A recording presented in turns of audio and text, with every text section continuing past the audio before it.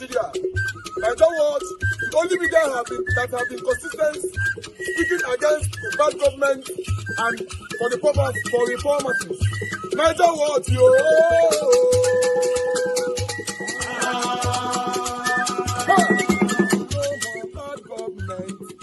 No more bad government. Niger what? No more bad government. Niger what? No more bad government. The only media that have been speaking. No more bad government. The voice of the voiceless. No more bad government.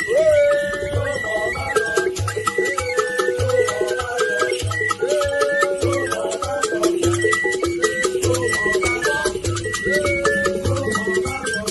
Niger what? No more bad government. For the poor. No more bad government. Niger what? No more bad government. Niger what media?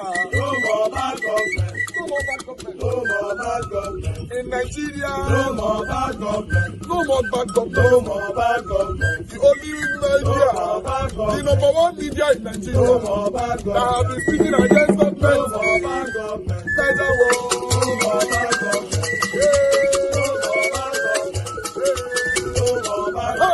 Niger what you? The voice of the voiceless. The voice of the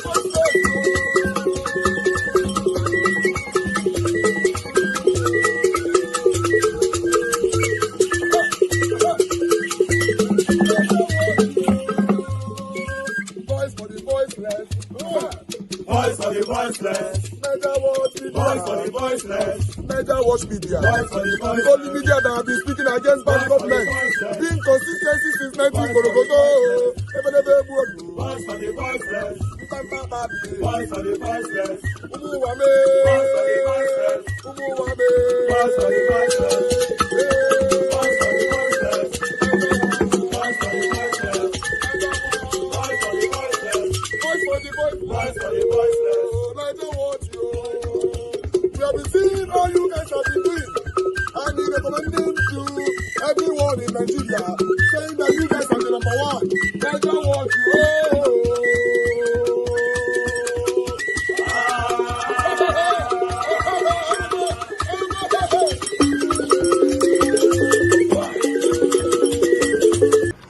What time is it? 31. We have not gotten any message from the party that this primaries is happening at so or so places. We smell fraud, true or false? True. We went to INEC office now, we got information that they are having primaries at INEC office. We got there and we saw some few party officers. We saw a couple of them gathered at the car park of INEC office. We have record of them. We asked them, what are you doing here? We hear you're conducting election here. They ran into the car and they were taking off and we recorded them. Is this criminal or not? It's criminal. Is this what you want for Nigeria? No. No, sir. Is this what you want for Nigeria? No, sir. They have made trouble. They think this is a joke. But if NDC is the vehicle that is supposed to take us to a new Nigeria, and NDC have started playing on us, we will tell them that we're the real Nigerians. Yes. Are we the real Nigerians? Yes, sir. Yeah. Are we ready for this fight? Yes, sir. Are we ready for this fight? Yes, sir. We are telling NDC right now, you can't take us for granted, Mr. Excellency. All the experts of NDC, we will not be taken for granted. You must not announce any election from these primaries through INEC or any way, because we have gone to INEC to lay formal complaints, and they've asked us to write them officially, and we are writing them as we speak. They deny that they don't know any venue. Every venue where the primaries is being conducted as we speak, they are not informed. But we told them we saw people escaping from where they were having primaries, and they were shocked. And we tell them that the new Nigeria will not take this. Yes. I don't want to make noise on social media. I want to come and face it practically. Yes. That's why I came out to see it and tell them, no, this is not allowed. Yes. So we are going to stand by our mandate. Those of you here, keep your phone open. They are conducting elections in secret places. I hear that they are at Kurudu Primary School in Kubwa as we speak, conducting election. None of the aspirants are aware. The aspirant that you don't want. Who is that aspirant you say you don't want? Who is that aspirant that you said you don't want him leading you? We know who we want. They don't know what I want. They know what I want. The ballot, we put our hand to. Now there's an aspirant that you have all rejected. Yes. That is the aspirant conducting election in several places right now. Yes. He's conducting election as I talk now at Kurudu. Maybe he's the one that conducted the one at INEC. They have secret places they are conducting election to disenfranchise every Nigerian. And that's how they will enter. None of us will know what's happening in governance. And we are standing up right now. This is a looter for me.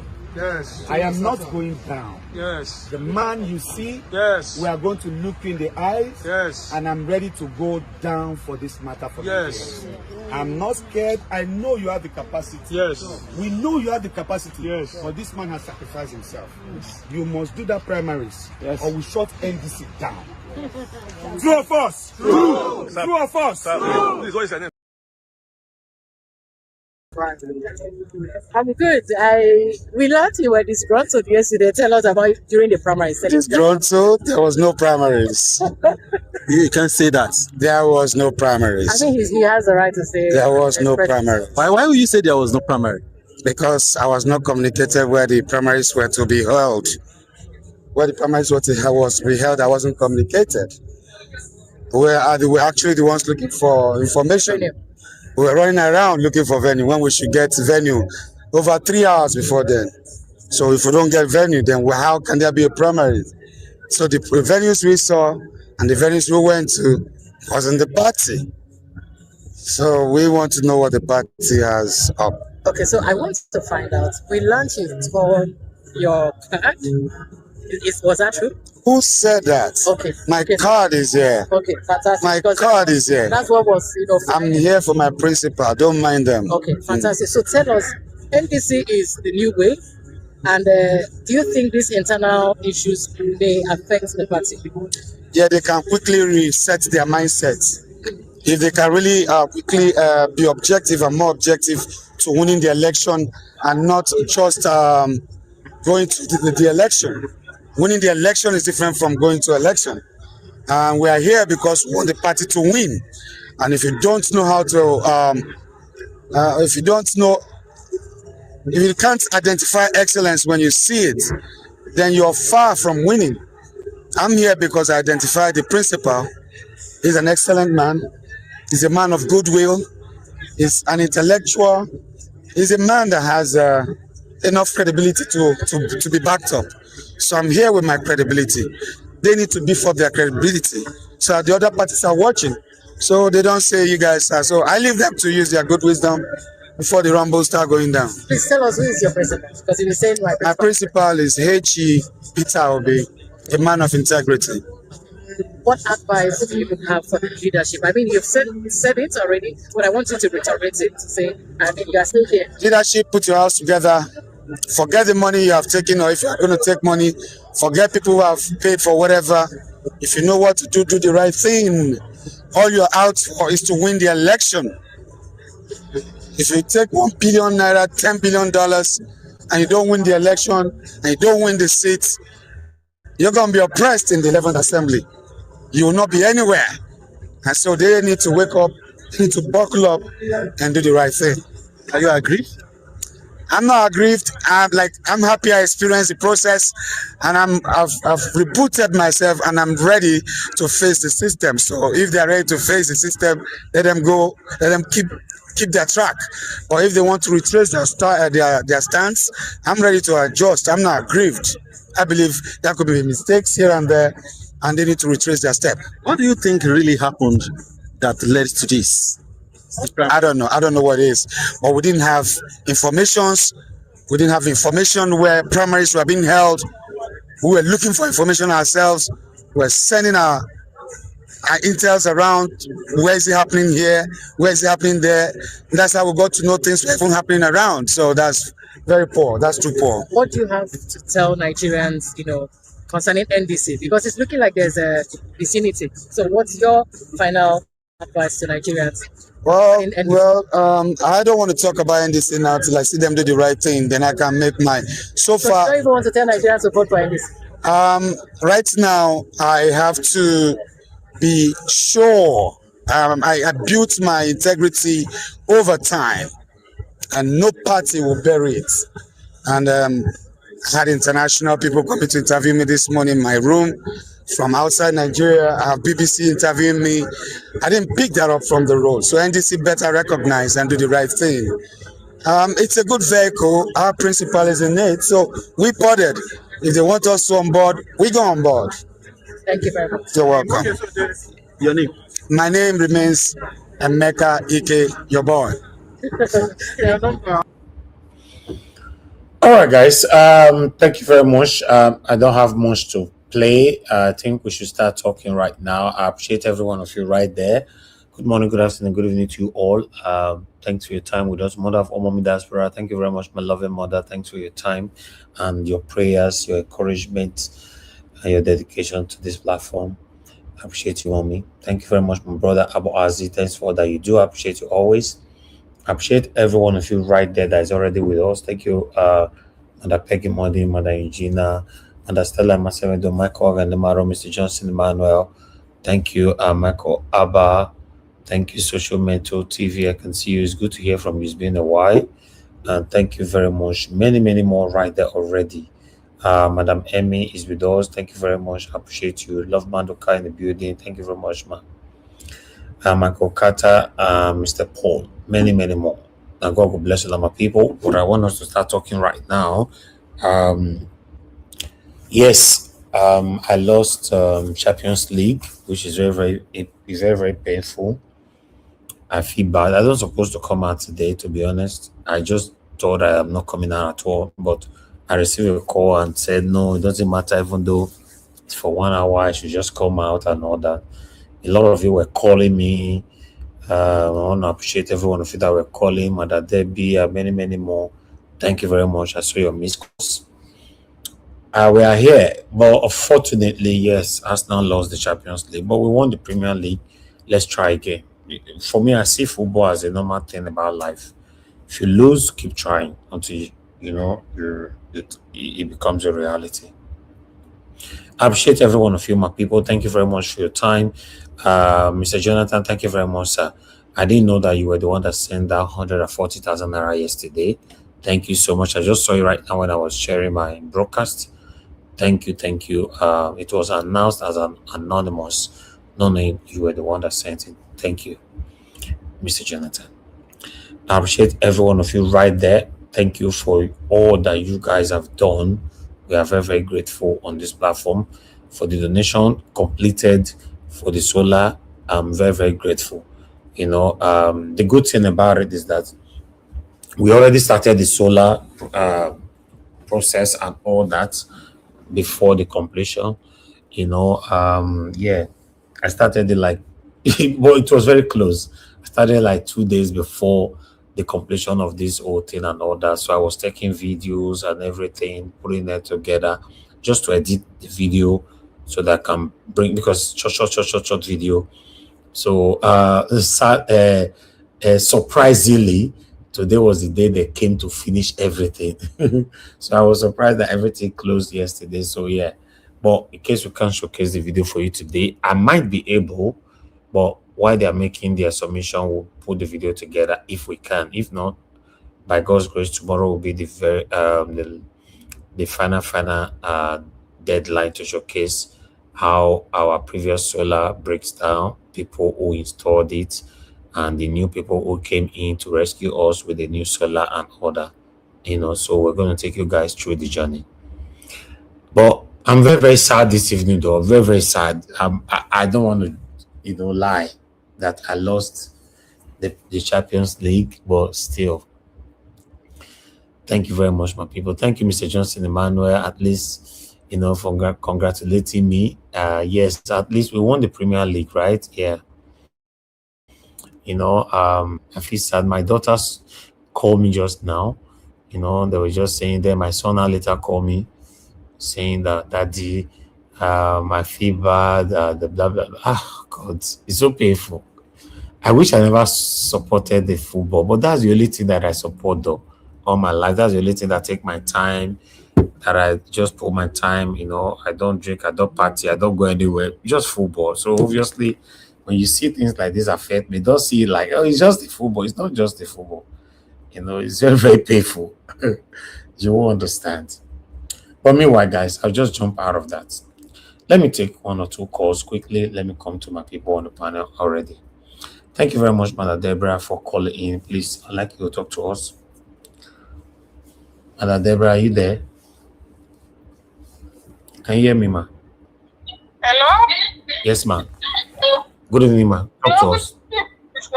So is it because of football you didn't come out on time?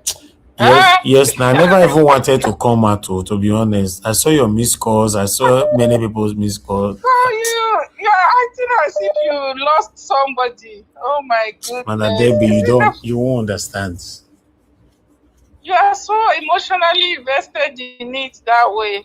Yeah, I wish I'm not. That's my problem now. I wish I did not, because I advise people, don't ever invest your emotions into football. It's so bad, so bad. I'm telling you. It's not just into football, though. I think in a lot of things you manage your expectations, so that when things don't go the way you expect, doesn't affect you that much. It's like this election now that is coming. I'm not going to invest my emotions into it that much. I'm going to manage my expectations so that I don't get disappointed if things doesn't turn out the way that one expected. Because the way it is going now, imagine Goodluck Jonathan now. He has come to work for Tinubu. So you can see that the way things are going now, one, I don't even know what to say. Goodluck Jonathan now. Okay, tell me what Goodluck Jonathan is coming back to do, if not to divide the vote. Is this not going to be a repeat of 2023 again? And Mr. Elvis, is that not what we are going to experience again? I don't know. I don't know what they are trying to do, because obviously now Mr. Goodluck Jonathan now is being plotted to hinder Peter Obi's progress in 2027. And he accepts. Exactly. Yeah. Can you not see that? Can you not see that we have a long way to go in Nigeria? It's sad. It's sad. Sometimes I just feel, I really feel at times, if the way we are going in Nigeria, if things are ever going to get better, I don't know. Because when you see people that you expect to try to help, they are all being bought. Imagine Goodluck Jonathan, even seeing the sufferings of Nigeria with everything that is going on, he's still coming. He still wants to come and help APC, because that's exactly what he's coming to do. Look at Sowore too. Sowore now, that I remember Mr. Jonathan asked Sowore to produce the people that will contest as governorship or chairman in his party. But to my surprise, do you know Doris Ogala is Sowore's governorship? Margarita sent that video to me. Margarita sent the video to me. I laugh. What does that? No, this is Sowore that you see. No, Mr. Elvis, can you now see that all these people, some of these people, they are just all working for Tinubu. Sowore that will come out and criticize Peter Obi. He will call Peter Obi a fraud. Okay, look at who is his own governorship. Is that not more than a fraud? Good. All people. In fact, if you all finish talking now, I go play the video for people. May they see the video. I wanted to see, because Sowore is Mr. Perfect. Everybody is a criminal. Nobody is good enough. Everybody, okay, look at the person he now produced as governorship I'm in the whole Nigeria, so I don't see anybody. Now Doris Ogala is the person. And he will open his mouth and be criticizing Peter Obi. He will sit down and be criticizing Peter Obi. You see, this is why I don't have any respect for people like that. Okay, now what solution is he offering? He has gone to bring Doris Ogala as governor. Hey, my goodness. It's just a shame, honestly, with what is going on in Nigeria. Mr. to manage expectation, because me, I don't understand. Even in I saw a video. Madam Do you know Deborah. that despite what is going on in Madam Deborah, I think it's a skit. Is it real? Is it real? It's real. It's real. Now, skit. it's real, no. Skit care. That's in a skit. You know, be She real. actually contested as under AAU. She actually, it's not a skit, it's real. Let me just Madam Deborah, I beg John, let me play the video for people. Maybe they come you see them for you. Make una see her.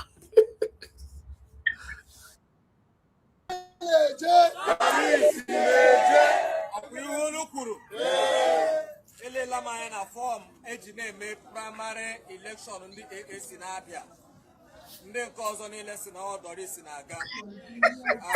On the authority conferred on me as the returning officer, Doris Umezurike Ozoma is hereby the candidate for AAC Abia State.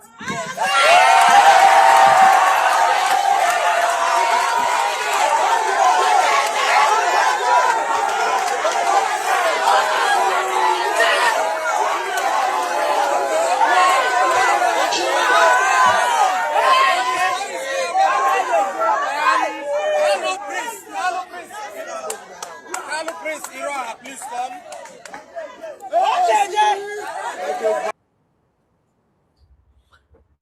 Madam Deborah, I beg, go ahead, round up. Yeah, so you see that is real. It's real. So tomorrow now, Sowore will still open his mouth and criticize Peter Obi. And we have a long way to go. Some of these people, you see that they are not serious. They are not serious at all. They are just making noise. They are not serious. It's sad. Then lastly, let me say something. Do you know that in the Southwest, in the same states, all these states where they kidnap, where children are kidnapped and they are in the forest and they behead a teacher, those same people now are the ones that they are doing festival. If you see how all of them are dressed, and they are the same, instead of talking about how they want to go and rescue their people that are in the forest. Mr. Elvis, is very difficult to. Do you really think Nigerians? I mean, I don't know what to say. I just don't know what to say. Sometimes it's very hard to understand. Do these people really care about anything?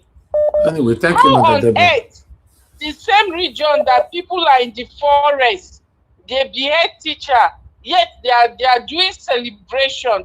They are celebrating festival. Instead of mourning or talking about how they want to go and redeem their to go and free their in the forest. Mr. Elvis, do you think there's going to be hope for Nigeria at all? For me, I don't know. with Jonathan coming out now, it's going to be a big problem. I'm telling you. Yeah, I've lost. I'm not going to lie to you. Yeah, I'm not going to lie to you. I'm managing my expectation. I don't know, but with what is happening on ground, the evidence that people are ready to do anything that will change the 2027 is very, very slim. It's very, very slim. Thank you, ma. It's very, very slim. Thank you, Thank you so much, Mr. Elvis. Thank you for coming out. But please cheer up, No, not you guys. Thank you, ma. Thank you so much, ma. Doris Ogala is going to be governor in Abia State. He's going to remove our lesson. And I want you Sowore get to offer us be that Doris Ogala. Okay. Then you offer governorship It could aspirants. be skate, who knows, but let's take it. Thank you, ma. Do you think if it is skit, Sowore will not come and speak against it? It's not skit. Okay. It's not. All right. Thank you, ma. Yeah, thank you so much, Mr. Elvis. Yes, ma. Thank you Thank very you, much. sir. Yes, ma. Mr. Elvis. Okay. Talk to us, please. Please. Somebody's on the phone. Yes, Mr. Wale. Thank you, sir. Good afternoon, sir. Yes, sir. Good afternoon, sir. To everybody on the panel, Mr. Jonathan. You have so much noise on your background, Wale. Now, who they talk? No, that's why I move away from there. That's why I move away talk for you. Okay, go ahead. Now my son. Good afternoon, sir. Mr. Elvis. You see, that thing paid me. I won't lie to you. I'm not a fan of us now. I'm a Barcelona, but that match paid me. No be lie. It paid me even past you. I won't lie to you. Because Arsenal, since when did they win that Champions League? And this is the most, I would say, 90% chance of winning that trophy. That thing paid me. Anyway, Mr. Elvis, I'm kind of confused here. I don't know. Maybe Mr. Jonathan will know. Is it true that Jonathan is a contestant? Also, this man, what's his name? This man from Donald Duke, also contesting from PRP. Hello? We didn't hear you. Go ahead. No, I say, is it true? Because I'm confused now. I don't know yet. I only present what I know now. But why are they doing this? This man always said Donald Duke always support to be now. So what is going on? And why Jonathan again? That Jonathan, I don't believe. I still don't believe that one, because Jonathan have not come up by himself say, I'm trying to campaign. So I still don't believe that one. But those the other one, I don't know if anybody has a good president news about it. Let us know. Anyway, thank you very much, sir. Thank you, Mr. Wale. Thank you, sir. Naja was okay. Naja was sir. Good evening, sir. Sorry for just popping. I beg, check your link so that you can just cut if it is only the acceptance speech of Peter Obi, because today was a hot day for the convention. Please, if you can just cut it. When you said that, go now. Check your WhatsApp and I'll share the link for you. Just cut only his speech. If not only that, I could just use and settle our heart. All right. Yeah. And accept. We support you. We prayed for you. We thought they could sustain the one. Please, hold on, Mr. Alabo. Please, we are doing this now. Thank you, Mr. Joseph Oji. Talk to us, sir. Good evening to you. Yes. Thank you for all that you do. Thank you for everything. Don't worry about the Arsenal match. Don't worry. It's one of those things. You know, they won all their matches. They didn't lose any. They drew some and won all their matches. It's just a shame, you know. I don't know why Arteta can't learn his lesson. You know, when it comes to penalty, Kepa, the second goalkeeper, is the master class in penalty. At least when it's getting to extra time, you change your goalkeeper. You change your goalkeeper to somebody who keeps better than the first goalkeeper. Kepa is a better penalty keeper. I don't know. This thing is so simple. You know him. He's your boy. You know that this goalkeeper is. I was expecting, but my mind was telling me no. Arteta won't change. He won't do that change. It's just a shame. I don't know why Arteta keeps doing this. Kepa is a better penalty keeper than Raya. It's a shame. But anyway, now that they won something, Mr. Elvis, you see, when you have not won anything for so many years, this thing normally affects one's confidence. But now that they've won something, at least their mind is settled now. The boys have tasted a trophy, which is very good. The Premiership trophy. It's not an easy trophy to win. But as it is now, when they go into next season now, it's for them to go and consolidate. I see them winning the next Premier League again and probably doing better in the Champions League next season. Don't worry, Mr. Elvis. I'm telling you, this is they are settled now.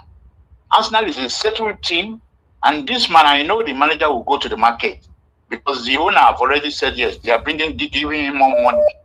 Yes, they will go to the market, and I'm telling you, the sky will be their limit next season. Don't worry. I can assure you that.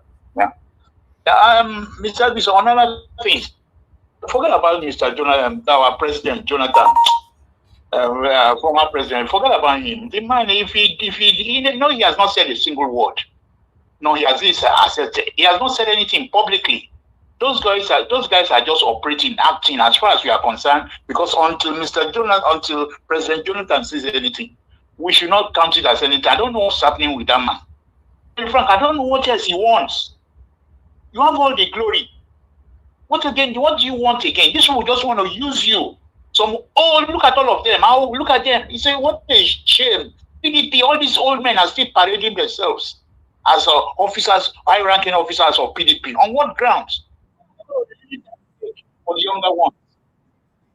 Shame. Look at all of them.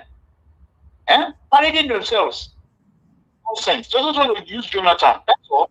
Just to use him, and that's it. Please, can you tell Alabo? Mr. Alabo has a lot of news to sell us to what's going on in River State. I know he has a lot because of that BRICS man, the Lulu BRICS. Because NDC has taken over the whole River State too. River State, Bayelsa State, NDC have taken over everywhere. So, Mr. Alabo, please, I want you to feed us. Feed us. What's the latest going on there? Thank you. Thank you very much. All right, callers, I think we need to move on now. I think someone else will call it in. Okay, Mr. We're calling in. Okay, let me return the call and just 2 minutes to close.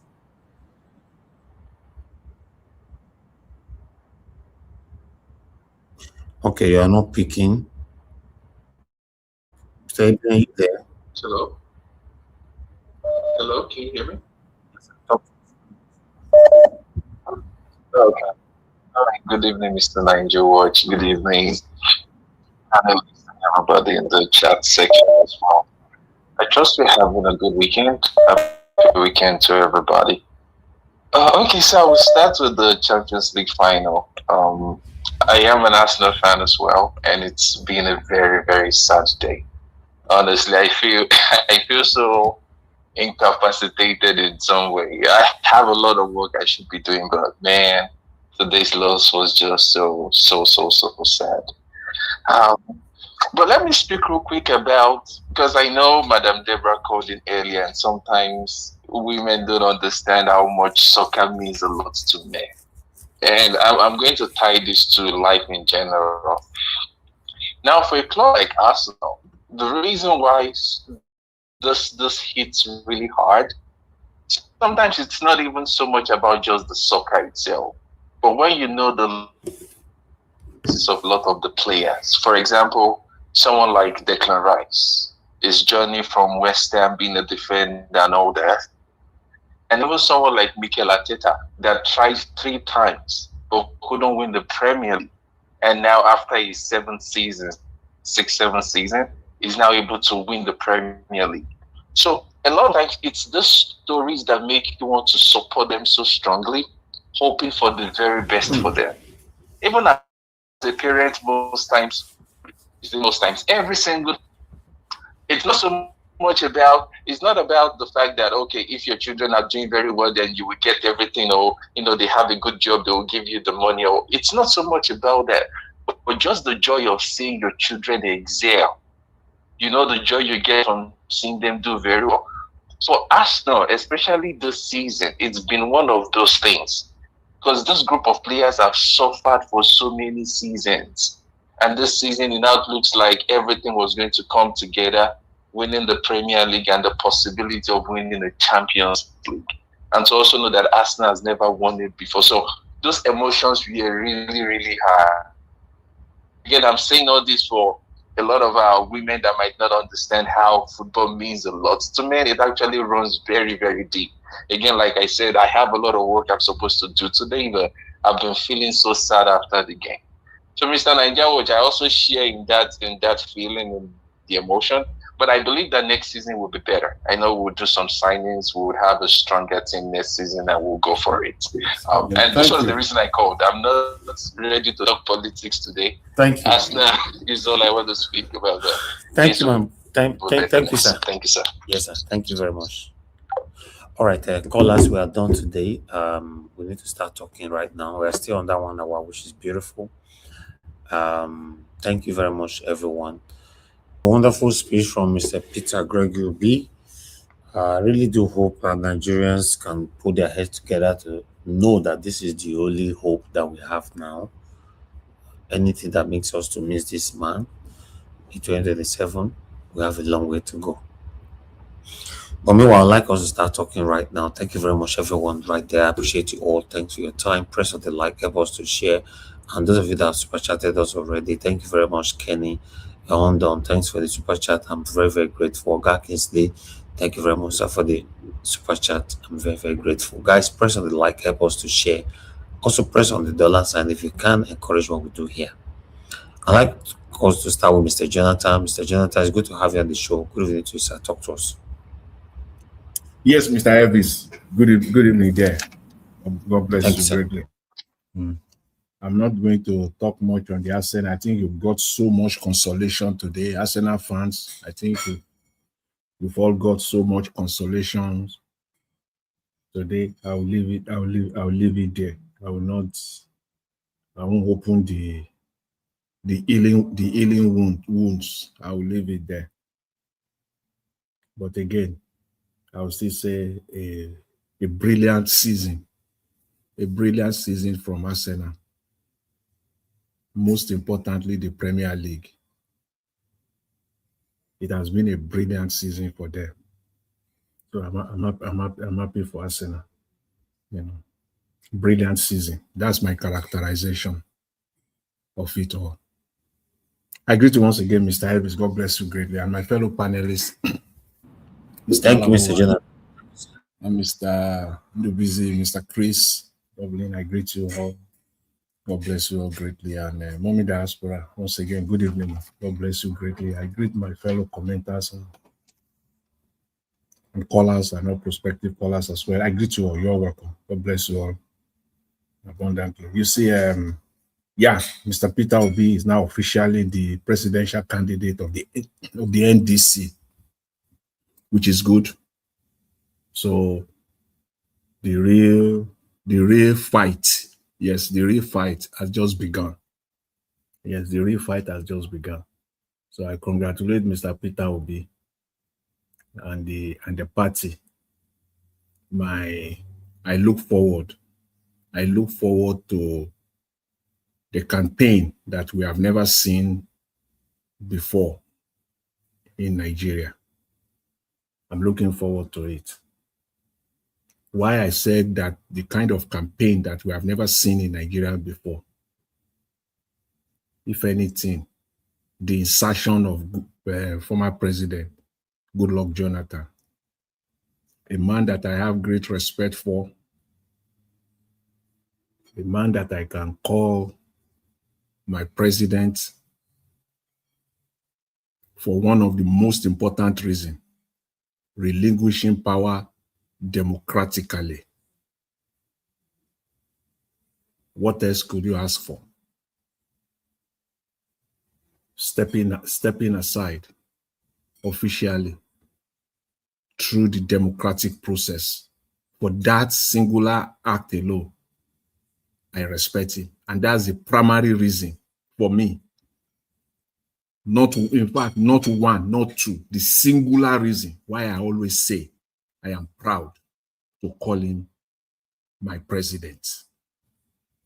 However, you see, I believe that those that are advising President Goodluck, I think they are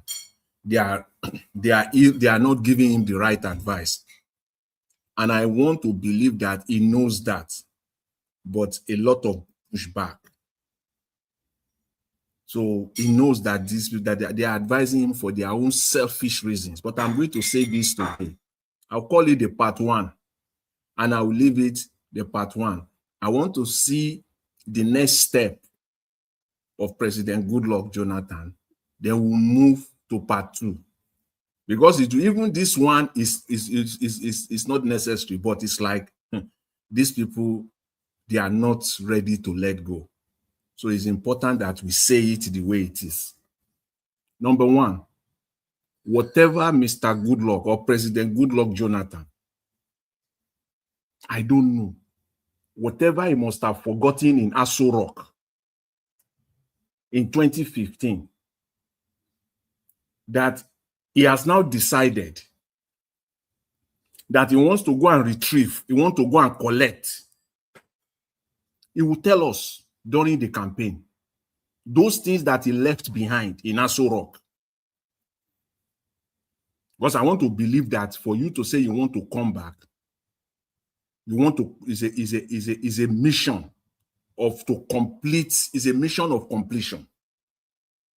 So whatever President Goodluck Jonathan has left behind in Aso Rock, this is the time now that he will have to tell Nigerians. These are the things. I'm going back. I want to go and collect it. I forgot it there. Please give me time.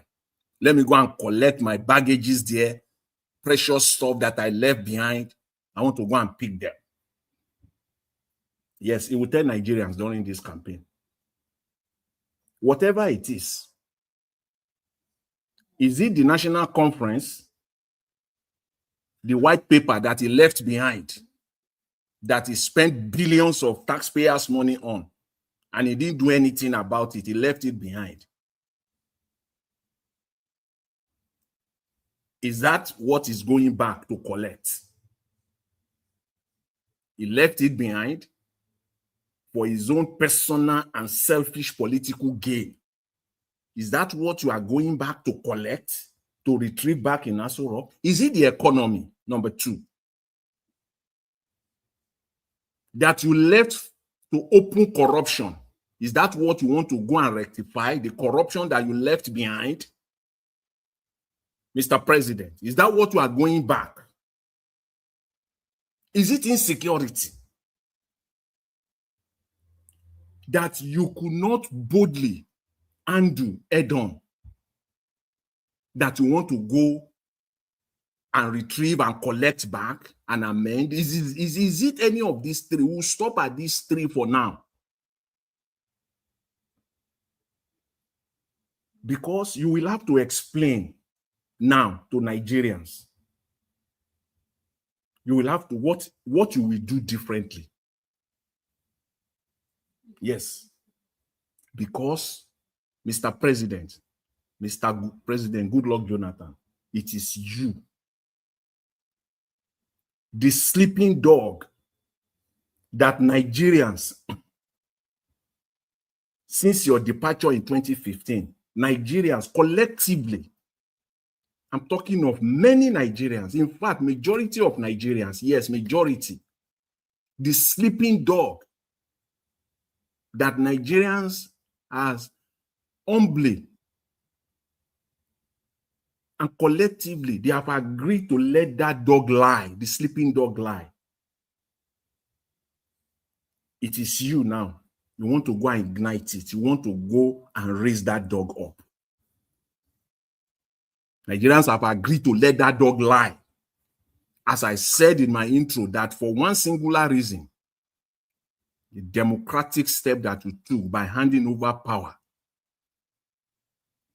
without bloodshed, without violence, Nigeria let that sleeping dog lie.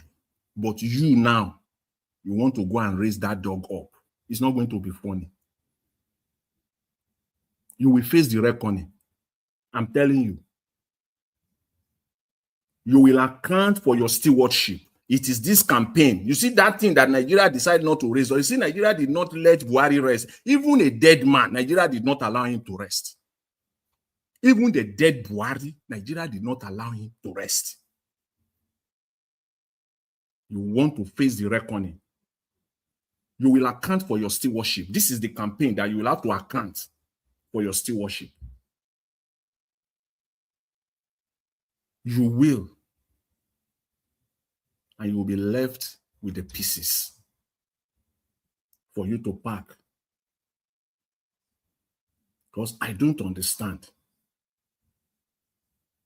The reason why Nigerians do not come after you, as I said earlier, because you relinquish power democratically. That is it. Don't let us make any mistake. Nigeria just let go. You are not a saint. You are not a Superman. You are part of the problem where Nigeria is today. The national conference, you selfishly, for political gains, you left it behind. The massive corruption under your watch that brought Nigeria to where part of where the reason why we are where we are today. The insecurity that you cannot boldly undo again for political gains. You will account for it now. That is what your campaign will be all about. Make no mistake about it. You will not rest because anywhere you go, you will now have to account. You will come and say, "This, I want to do it differently." Sir, Mr. Former President, you will first of all tell Nigerians the massive corruption. Nobody have asked you about that. You visited Buhari, by my count, during the 8-year period, 3 times in Aso Rock. You have visited Tinubu between May 2029, 2023 to date, twice by my own count, maybe more that I don't know, twice in Aso Rock. And I will tell you guys, this is what everything is all about. It is all about the cover-up. Oh, Mr. President Goodluck Jonathan, you will account for your stewardship. And I know that is what is going through your mind now. You will account. You are afraid. You do not see in Peter Obi a man that will participate in the cover-up. You do not see that in the man of Peter Obi. We know. You do not see that in Mr. Peter Obi. Hence, you want to fight against him. This is a fight. You want a good Nigeria. What's this rubbish about you saying you want to contest at this time? Yes, it is your right. But the time is not fit. The time is not fitting. The time is not fitting. The timing is wrong. Other than the fact that you just want to play the role of a spoiler, the cover-up of your administration, the massive corruption that Buhari could have come after you and shame you. Tinubu could have come up now and that's why they have you. They have you. They have you. And you do not see that in Mr. Peter Obi. So to you now, it is a gamble. Should I let Peter Obi go? Will Peter Obi continue this cover-up for me in my lifetime? You are not so sure. We will leave those cover-up. We will leave them for now. Let us see whether you will truly come out, because I've never seen a convention. Maybe somebody can tell us from history. Maybe there's something that we have missed. That the person, that the individual taking the ticket will be represented by another person. Not a local government election. No. Not a chairmanship election, not National Assembly election, presidential election. And the person is not there physically. What rubbish? What is this that is going on in Nigeria? What?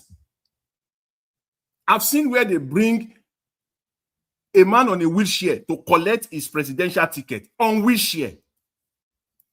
Yes. But I've never seen a man absent from his own presidential. That because we can add it up. You people are very easy to preempt and to predict. You are still in that state. You are not sure. Will Peter Obi be the man that will participate in this cover-up for me? Because if Nigeria were to be a normal country, Mr. President, Goodluck Jonathan, you will also be, you will be under indictment at the minimum right now. You'll be facing the indictment maybe for the next 20 years of your life after you left office. But because Nigeria is not, the cover-up continues. But I will leave it there for now. But that thing that you are going back to Aso Rock to go and collect, you will explain to us during your campaign. We are waiting. If only we have media, everything I'm saying now is what they will be saying on national TV. we'll leave that one for now. All these people, you know, I always say on Naija Watch here, when we talk of the likes of Omoyele Sowore, I will always say, I say, please tell us those people that will be around you. Tell us those people that will work with you. Please name one or two or three. That is where shame will begin. That is it. If this video were to be true, because I still find it difficult to be true, that you will say one of your governorship candidates is Doris Ogala. Goodness me. Oh my God. I'm still waiting till Monday. I'm still waiting. Maybe Omoyele Sowore will come and deny it. I'm still waiting. And I don't see any political party that have presented their presidential candidates that we cannot physically identify 2 or 3 governorship candidates. We cannot now count out our 10 fingers now, 10 candidates that are going to the Senate. You can do that for all political parties. You can close your eyes now and do that for NDC. You can do that for ADC. You can do that for APC. Those that will be contesting, senators, House of Rep. Where are your own, Omoyele Sowore? I don't know why people continue to support this charade. I just don't understand. And for Emeka Ike, that one is not serious. It's a mode. I only have one question for him. Where are you in 2023, 2024, 2025? Where have you been? I've never seen any comment from you. Any comment from you since 2023 with respect to Tinubu's administration. Except for one. Because when I saw you, I said, I've never seen this guy. I've never heard from this guy since 2023. Why now? I said, maybe I'm missing something. So I do a simple Google search. That's the only thing I can do. On this very one, I must say it. I only found one in 2024, May 2024 to be precise. And what was his comment? That Tinubu should fulfill his promise to build a center for Nollywood artists. That Tinubu should fulfill his promise. He promised that he will build them a befitting center, film center. That was everything as far as this Emeka Ike is concerned. And he's also ignorant, deeply ignorant. He didn't know anything. This guy is, as far as politics is concerned, is empty. Listen to him when he was talking.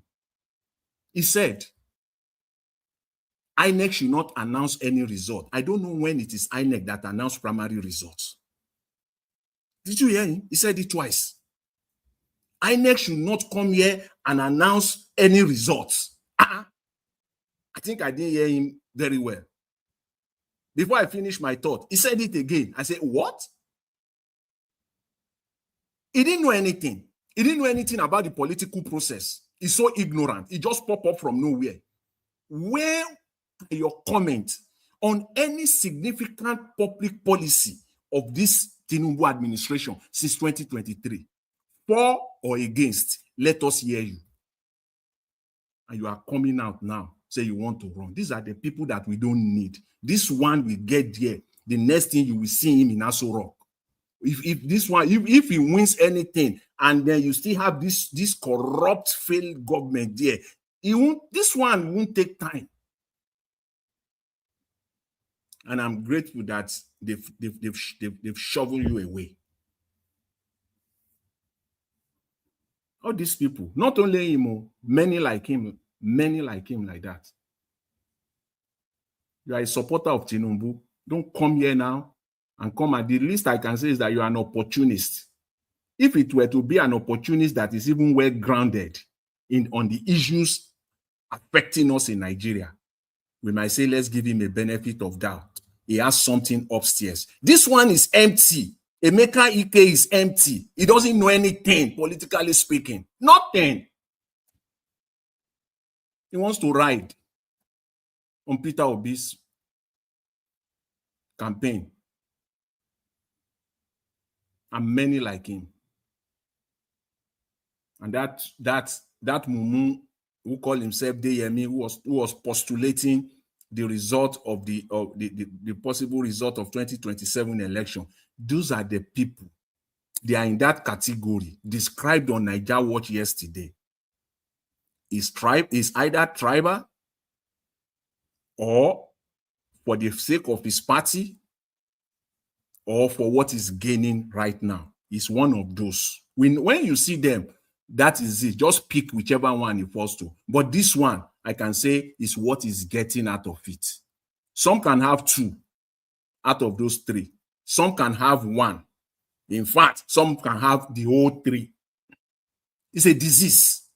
Some of them can have the 3 diseases combined together. They are tribal, one person, tribal, party center, and also corrupt. And thank you, Mr. Elvis. Let me leave it out there. The center point of my submission today is on former President Goodluck Jonathan. A word they say is enough for the wise. Thank you, Mr. Elvis. I'll leave it there. Thank you, Mr. Jonathan. Thank you, sir. Thank you very much for that submission. All right, Mr. Alabo, please talk to us, sir. Good evening to you. Thank you, my brother. Good evening. And I accept my deepest support. I prayed for you. I was there when they scored the first goal. What this sympathy has to do with this one? Don't worry, Mr. Jonathan. Please. Oh. I thought they could sustain that one goal before you know. They let it. So it's well, my brother. And when I notice, I look at this CNE notification, I check YouTube. You see, I say, okay, you are still mourning the lost. So let me not disturb you. But thank you for your courage for coming out today. Next season, we wish you all the best. You know, you guys are already used to it, hoping every season. Yeah. But you got Premier League this season. Who knows? Next season you might got the Champions League. I wish you guys all the best. Congratulations. Second position is not easy.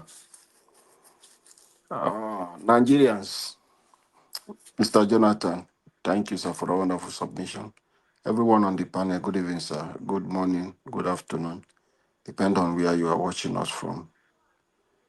A new Nigeria is coming, and a new Nigeria is possible. It is clear now. Peter Obi has emerged. It is now a done deal.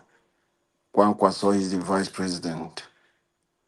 NDC have gotten their presidential and vice presidential candidate. So, the question you will ask yourself, are you ready now? Because this time around, Tinubu declared our money, almost 12 million vote. But he has seen the number of our own primaries. Even him is shocked. So, if they think they know how to smash the ballot, we will let them know that we know how to smash them. Nigerians, your vote is your life, is your future. And if anyone plays with it, self-defense is allowed by the law. Don't wait for them to go far. Immediately you strike, the law will stand for you. Anybody that, even if it is a policeman, military or army, you have the right to do anything you can do to them within the ambit of the law. They can't smash any ballot. They can't take your vote. Anybody that tries that is criminal offense. And whatever thing you can do that period, you are covered by the law. That is why we are saying we don't know the way to the court. Peter Obi have told you that He believed in the court before, and they brought him back. So as he's coming in, he's going to correct those mistakes and fix it back. So you don't wait for him to come and tell you different story. He has already told you to understand we are not going to court. We don't have any court at the moment as it stands. The institutions, all of them have been compromised. So it is left for us, the people of Nigeria, to stand today and fix our country. Mr. Elvis, this is something very important. I've been meaning to tell you this. A lot of effort most of us are doing to get university students registered and a lot of things for this INEC portal they open for a continuous voters registration. Mr. Elvis, as I'm talking today, Nigerians, it is very difficult. INEC is frustrating every effort. We didn't want to mention this, but we'll have to call them out and say this. INEC want to know political party who is sponsoring you to do it. If it is not APC, they want you to bring everybody the data for them to do the way they want to do. If it is not the one that comes from the APC, INEC would not commence the biometric process. Nigerians, this is the fact. We have been silent since. Thousands of Nigerians who have registered under our platform. As I'm talking this one, I am directly involved. People sent to universities, new voters, people who just emerged 18 years, till today, come tomorrow, INEC is frustrated, will be questioning you, which party are you working for? And they have refused to do their own part. This is a problem we are having for Nigeria. You people can hear it from Peter Obi, just a venue. We can frustrate every effort. They have to keep quiet. That is why most of you do not, we are not even aware that ADC had their convention today because there was no publication of the venue. Have to manage. This is a system we find ourselves in our country. Institutions are supposed to stand and defend the people and do the work for the people. INEC say come and register. It's supposed to be institution will be happy that people are participating. But INEC is frustrating every effort for biometrics. For capturing those people, it's a problem. They want to know who sent you, which party that sent you. And if it is not APC, they know their own. APC is not ready to register anybody for voters because they have already decided their own result. I am not just speaking like this. I have not mentioned this before, but this is the situation we find ourselves. Nigeria, we are keeping quiet for too much. It is high time we stand up and face these institutions to do the right things. These institutions are human beings like us. They all live in the same estate you live. They sleep in the same darkness you sleep. But because they are blind with the peanut they are having, they are not responsible to the people, but they are answerable to just few individuals who have to direct them on what to do. INEC, please stand up to your responsibilities and allow capturing. People are helping you going to the street to capture Nigerians, saving you the cost, which we know the money has already been allocated to you. But yet, instead of you to appreciate the effort Nigerians are doing to encourage voters registration, you are frustrating our effort. enough is enough. Enough is enough.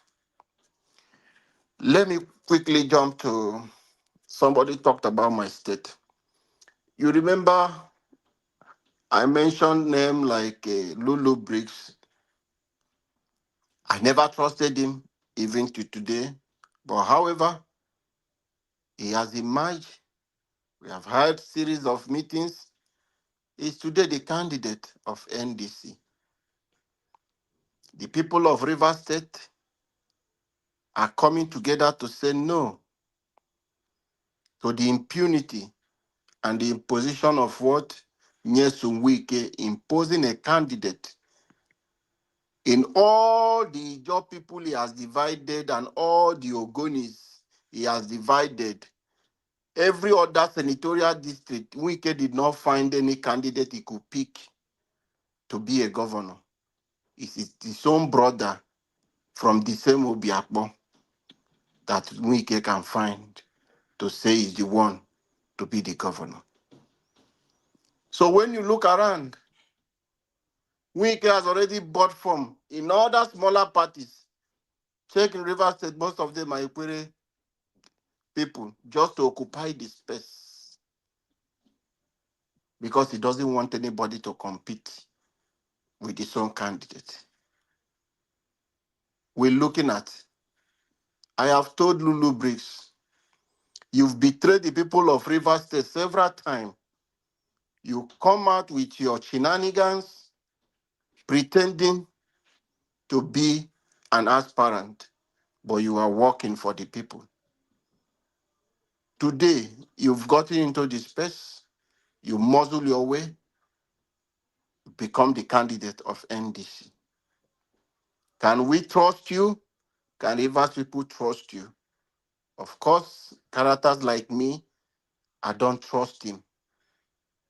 But for the benefit and the interest of Peter Obi, he's NDC candidate. What are we going to do? The party leaders and the people choose him to be their governorship candidate. We can't stop it.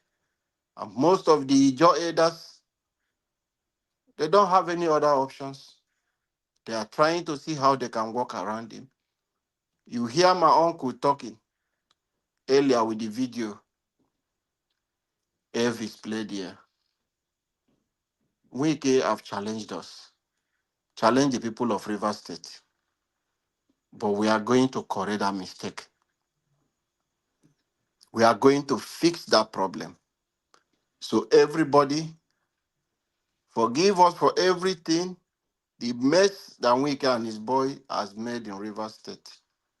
We are going to correct that mistake come 2027. So NDC have come to stay, and NDC is the party. From the grassroots, from the local government to the federal, we have to look on how, with God so kind, Peter Obi is the first election coming. He's coming to reset the country.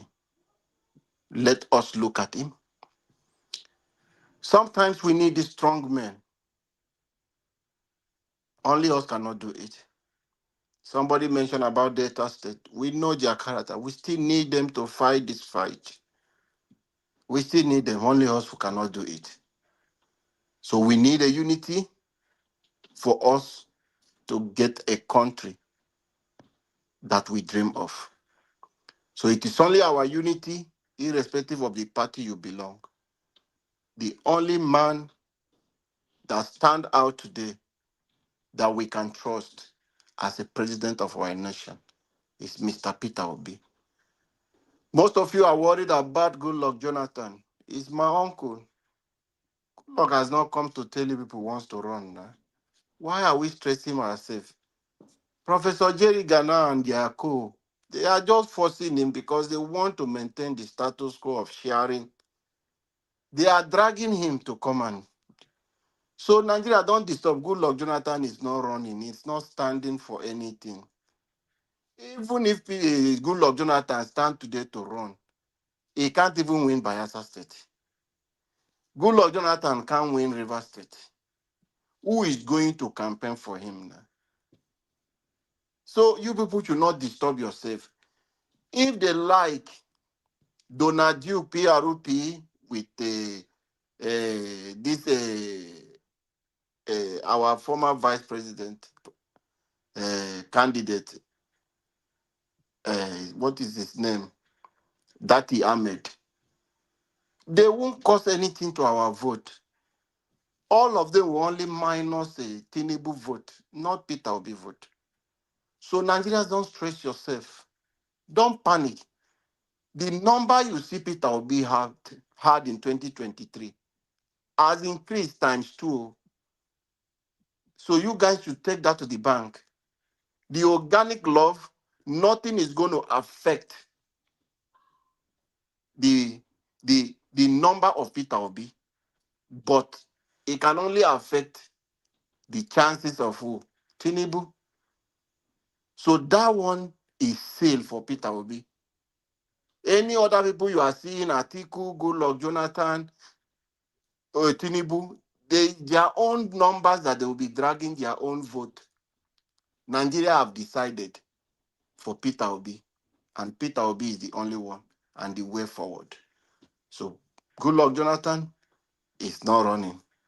He has not come to speak to tell you. Nobody. Thank you, my brother Jonathan. You said it. Why is he not there to accept? Has he made any comment? He's not there. They are the people forcing it on him. You know, PDP is confused. Who is giving the ticket? Is it the Wike fashion? Is it the one governor of Oyo State? Or is the one for governor of Bauchi State? Which of them? So they are just confused set of people. Let us just ignore those ones. Peter Obi is coming. Come 2027, it's not that he's coming. It's here now. Let us protect and defend our vote. Last time, we did not do that. Naija Watch, if you permit me, maybe I will chat you privately. I will bring some of the team, if you can give them opportunity to stress more on this issue of INEC and what they are going through. If you will permit, maybe chance for them, I will discuss that with you. Thank you, sir, for what you do, and God bless you. A new Nigeria is coming, and the new Nigeria is possible. Mr. Alabo? Yes, sir. On the INEC registration, Yes, sir. what I notice is that they concentrate on states where, especially on the south, on the southern states mostly. That is what I'm telling you, my brother. Because I have kids in Nigerian universities in the north, and mainly in the south and in the north. But those that are in the north, in Kwara State. Okay, yes, someone else speak. Thank you. Okay. In Kwara State and Niger State, they are permitting it. So it's an orchestrated plan. Well, I'm telling you, the whole of Port Harcourt in the northern. All right. Thank you. Thank you, Mr. Alabo. Thank you, Mr. Jonathan. Let's hear from Mr. Paul. Mr. Please talk to us. Good evening to you. Good evening, Niger Wash. Thank you, sir. Yeah, good evening, Mr. Jonathan and Mr. Alabo, Black Panther, and every other person on the platform. Good evening, Mommy in diaspora, and our able commenters and listeners. Let me start first with our march today. Well, we have taken it in good faith. It's one of those things in sports. And the penalty is a lottery. So we hope to bounce back next season, God willing. So we have taken it that way. All right. So let me start with Jonathan's involvement in this 2027 presidential campaign or election. All through the whole process so far, we've neither heard from him or read any statement or seen him physically speak. So we don't know what is going on behind the curtains. So, and this thinking that he might be in collude with the man in the villa is getting more traction. So, but it will be unfortunate for him to get involved with that man, knowing the record he set by the way he left office, and then his international stature that has increased over time. So I hope some people who will tell him the truth, we urge him to step aside and not get involved. Because like Mr. Jonathan rightly said, Nigerians are awoken now. It's possible that if he really comes out and says he's putting his heart in the race, people will go dig out some negative things that happen in his government, and it won't be good for him. Yes, he might hurt the votes of Obi and maybe some other persons, but I don't think that Nigerians generally, when they come out to vote, we take a second look in looking his way, no matter what he says. I know he want to put up his good records also, but people will remind him of other things that he did, which we want to forget for now because of the way he left office and some of the good things he did while in office. So, but this is not his moment. Time has long passed. We are in a new era now, and the urgency of now is much. And I don't think he fits that. He's like a reluctant person who is being drawn into the race. So he shouldn't take it. He should just stay aside and be a good patriot and support Obi. That is about him. Concerning what the affirmation of Obi today is a good news. We just pray that now that he and Kwankwaso are now the candidates, they are the first party to announce their presidential candidate and then the running mate, that all hands will be on deck. All supporters, even some who are on the fence, who are waiting for him to become the candidate, they will now come out and join in this effort to salvage our country, because our country is really moving on the wrong direction, completely on a fast drive towards the wrong direction. Insecurity is everywhere. Nobody knows the next hit, the next village that will get the hit from all parts of the country. So, and the government keeps lying. And they are saying they are doing this, where they are doing little or nothing.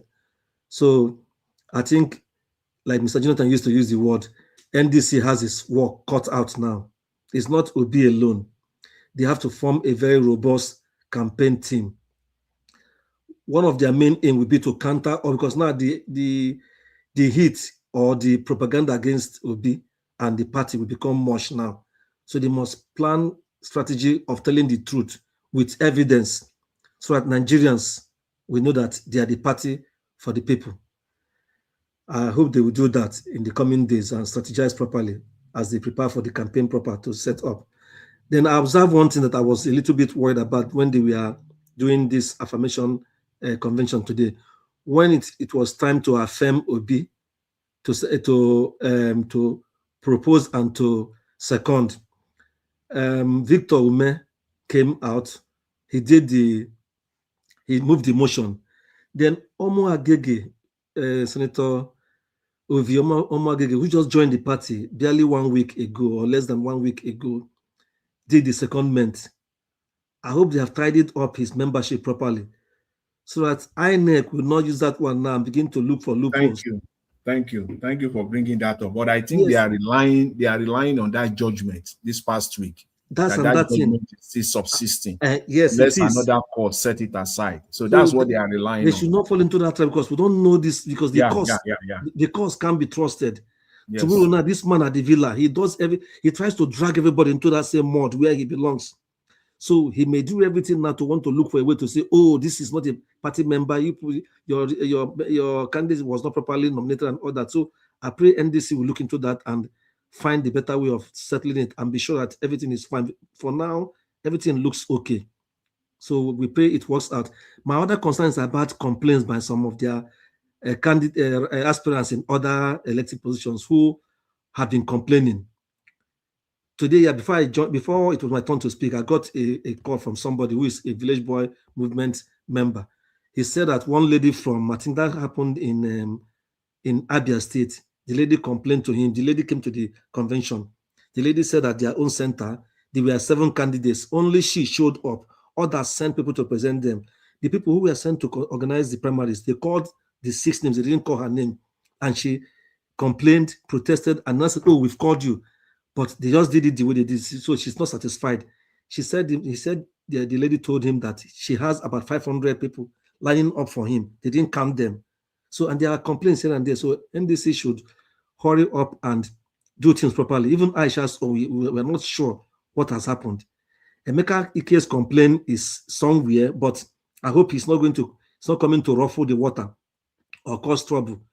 I just hope that he's a gentleman and then his complaint will be listened to.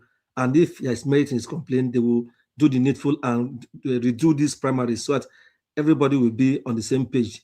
NDC should stay away from these controversies in other parties. I know it's not 100% clean, that they will do everything clean, but at least let them do some, so nobody will feel aggrieved and begin to work against the party. We need all hands to be on deck, and our people are not well enlightened.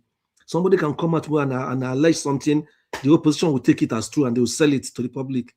So these are things they should look at and put in place and sort it out so that everything will be, everybody will be on the same page and work towards this election. And then they should keep an eye on whatever INEC is doing. Like what Mr. Laboyo said now, it's a big concern. INEC is fond of doing these things. So political parties, heavyweights, and the political parties should complain, take this thing to INEC and say people are being disenfranchised from getting registered and getting their PVCs. These are very important. I hope they will look into that. It's very, very important. Then for Doris Ogala, Mr. Jonathan, Mr. Njawash, Showore is our friend, but what he talks is different from what really happens in his kingdom.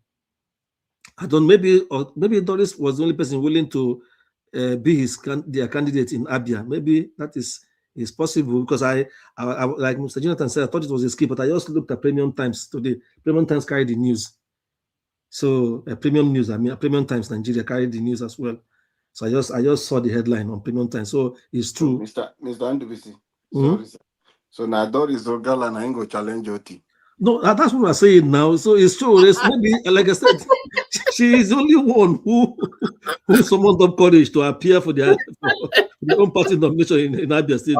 I'll send my dog. My dog will do a better job. I'll carry my dog. I'll ship my dog. If you will protect my dog very well, take good care. Yes, and you know very well. Yes, and you know Chukwude has a way of trying to justify whatever he has said. You know, he went to Abia to do a protest on Nnamdi Kanu, and that was where he said, oh, he didn't do much. So he wants to justify that he has a better candidate, and you can see how foolish the whole thing looks. So it's just a distraction. Well, I just feel that doesn't get any headway. Then finally, I think at some point, all these candidates from, let me leave Atiku alone, because he's like his hair bent on taking it all the way, going in to the election proper. But yeah, I think he will get a fantastic defeat from NDC. But I'm looking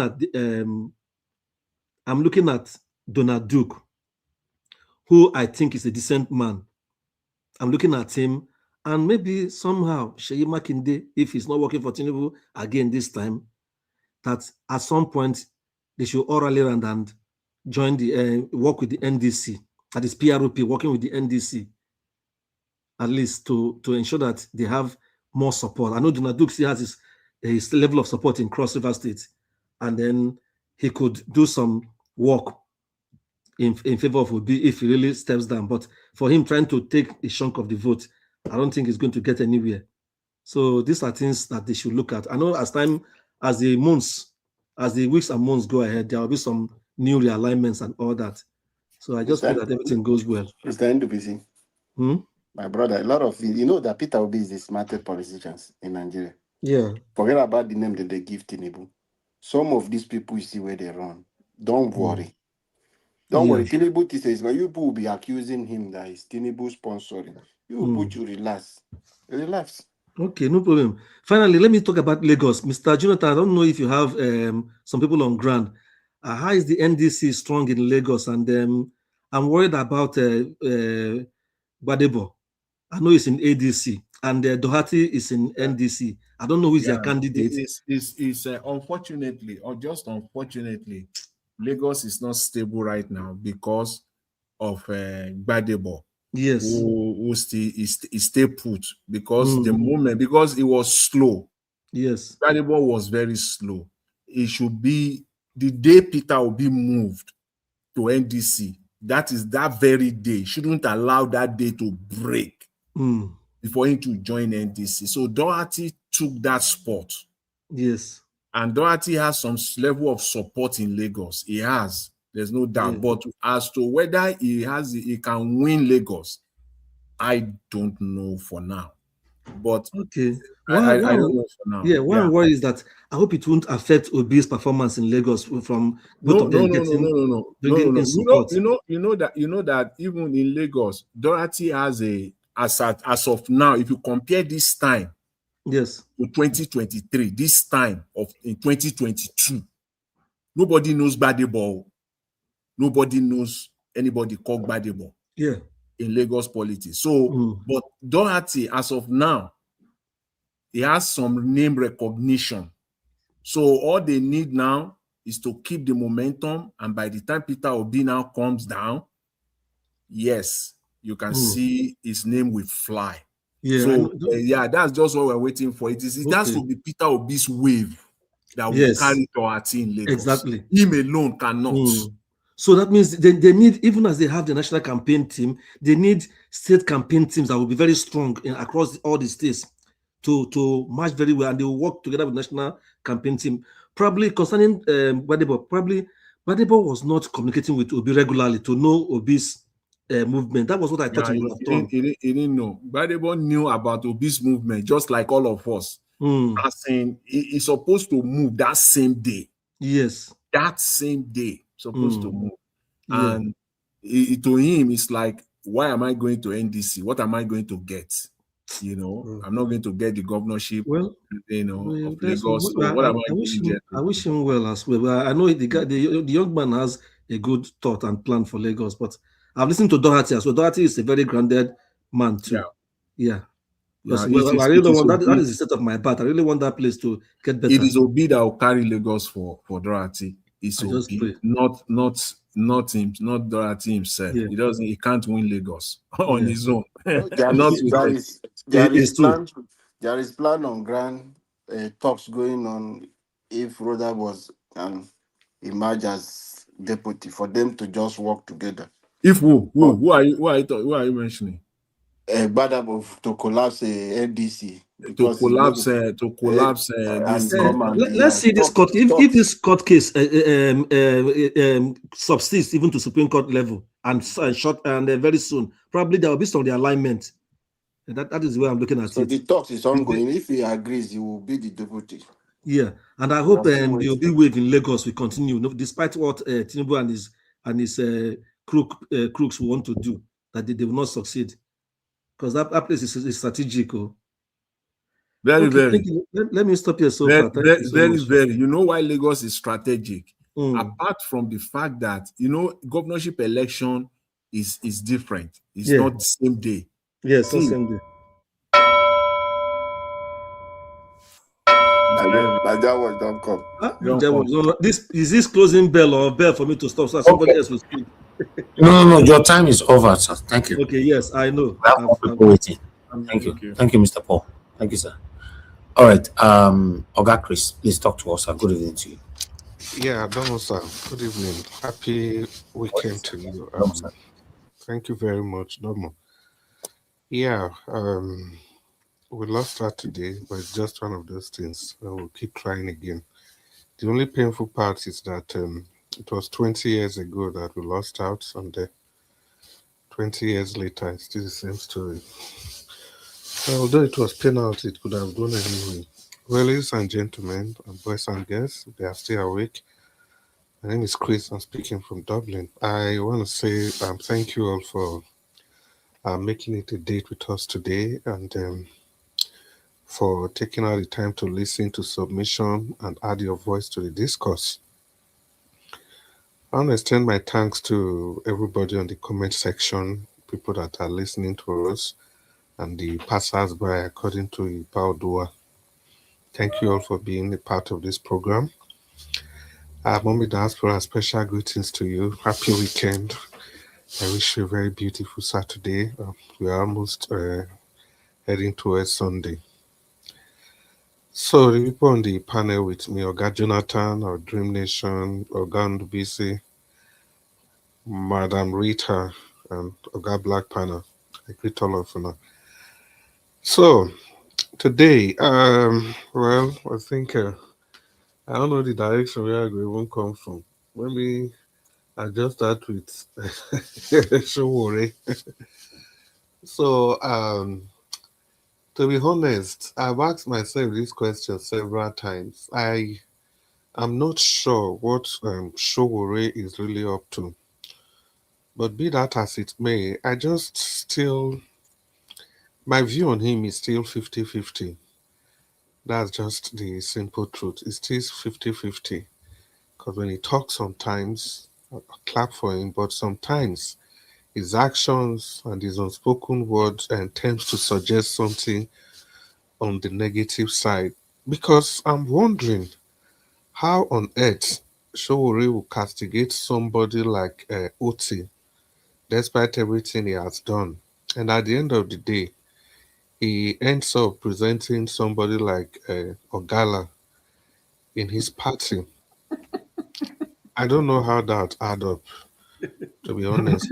I don't know how it adds up. And if you look at the primaries, no be juju be that. That one passed juju. That one passed juju. If you look at the primaries of Alex Oti, it was like an election. The people that turned up. And again, I think it's just being preposterous when the people of Abia State, they celebrate this man, they appreciate him, they think he's doing well, and another person will come up to say that the man is not doing well. All he's doing is just a window governance. I don't know how it adds up, to be honest. That's why I said earlier that I just look at Showore 50-50. I can't say maybe he's working for the girl or whatever it is, but I just take his words by, I don't know. Let me just leave him there. But that's the thing. But the bigger picture for me is that I wish we had Oti in the NDC. You know, it could have been a lot better if he's working alongside with Peter Obi. It would really have been a lot better. But I think he has his own political calculation. You know, in politics, you can never, I don't know how to put this. It's just about their personal ambition first. I'm very sure with the series of meeting he had with Tinubu, probably they must have reached some agreement that, look, no worry, you go get your second term. All you need to do is to mind your business with your second term. I think that must have been part of it. And that just takes me to the next question immediately, and that's about people using Peter Obi's name to climb or to achieve their destiny, their dreams, or they want to climb to their political fortune. See, it's going to remain like that, and nobody, I repeat, nobody can change it. It has always been like that in politics. Politicians, they use either their own names or the names of their party or the names of prominent figure in their party to get to whichever destination they want to go. And in this new dispensation, it's only two guys that have been able to achieve that.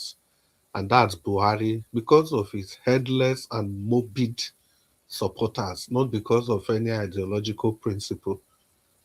People just talk to him. People in the PDP, they print their PDP poster alongside with Buhari's picture. That was what they were doing in the north because of his popularity and his style of politics. Then the other person is His Excellency Peter Obi. People are using his mantra because of his meme, his social outlook, and his political outlook. People also want to use him to get to power of position. I'm saying this because I'm driving slowly towards Emeka Ike. I remember Oga Jonathan mentioned that Emeka Ike was just coming to use Peter Obi's name to achieve his ambition. Yeah, I agree completely, because if Peter Obi was not to be in NDC, I'm not sure Emeka Ike would have come there.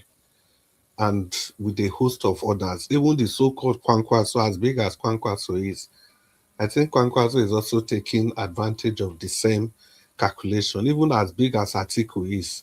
All of them, the entire ADC as a political party, they wanted to use Peter Obi's name to achieve whatever they want to achieve. So the game is this. The game is this. It is how they do it in politics. So that is why I've insisted that if we leave all these doors, all these flanks open, they are going to be occupied by either good people, bad people, or people that are just lukewarm, neither good or bad. The whole idea is that these political parties must have to be flooded with the people we want. We can encourage people to be part of this process as long as we leave it open. Nature, like they say, abhors no vacuum. So people will come in. It's just our responsibility to see how much of the so-called good people, in quotes, that can come in. As for Emeka Ike, Oga Jonathan, I think, well, it's your opinion anyway. I just think maybe we are really, really critical of him. For whatever it is, it's somebody that I know. I'm not campaigning for him. And you made some very strong comments that he has not been anywhere. I think the last I know about him, there was a time he was living in Germany. He had some nasty marital dispute, and I think he has been resting in the cooler, but that's not making a case for him. For whatever it is, he also ought to have contributed to the politics, but be that as it may, it's not everybody that want to be part of the political fight every time. Maybe now he has woken up, and to the best of my knowledge, he has not been a politician before that has decamped or that has done something that will make people to kind of like, oh, this man is not straightforward. All these are just by the wayside. The whole idea is that now he has shown interest. Let's begin to judge him with his political with his political activity, instead of using what we think of his political future will be. Yeah, because if he was not, if he has not presented himself, another person will present himself. It will either be one of these politicians from this other political party. Look at what Oga Ndubisi raised now, this Omo Agege. The same Omo Agege that was in the APC, the only reason he came to the NDC was because he lost from the APC. And the other political parties he could have gone to, but it's still the same Peter Obi. This is Deputy Senate President during Buhari's time. He's still looking for succor, still looking for that umbrella name. Now he has come to the NDC. And right from day zero of this NDC, I've been screaming this. Now people are just going to flock in left, right, and center. In my state, Edo State, so many of them, all of them across the same divide. Yeah, obviously, Emeka Ike, like you said, Oga Jonathan, when he mentioned INEC, I was like, okay, what is he talking about? And he mentioned INEC again the second time. Then I started smiling and just laughing. That's what this one I want to play politics. But I understand, when people are facing camera and if you have not been a politician, people, they might just say whatever that comes to their mind. But be that as it may, it's not an excuse for any person. But just looking at a general picture, painting a picture that if we leave the political flanks alone, it will be occupied by people, especially when you have a big fish like His Excellency Peter Obi involved. And as for Ebele Jonathan, I still look at the whole thing with caution, in the sense that no matter how you look at it, Ebele is coming to the game I don't believe that it has anything to do with Tinubu and the APC. Because if not for anything, the APC and Tinubu, they have more to lose. They really have more to lose if Ebele Jonathan enters the race. And I believe he's not going to enter. Because for now, if you look at it, if it was Tinubu that was sponsoring Ebele Jonathan, it should have gone to the Wike faction. Why is he on the Turaki faction?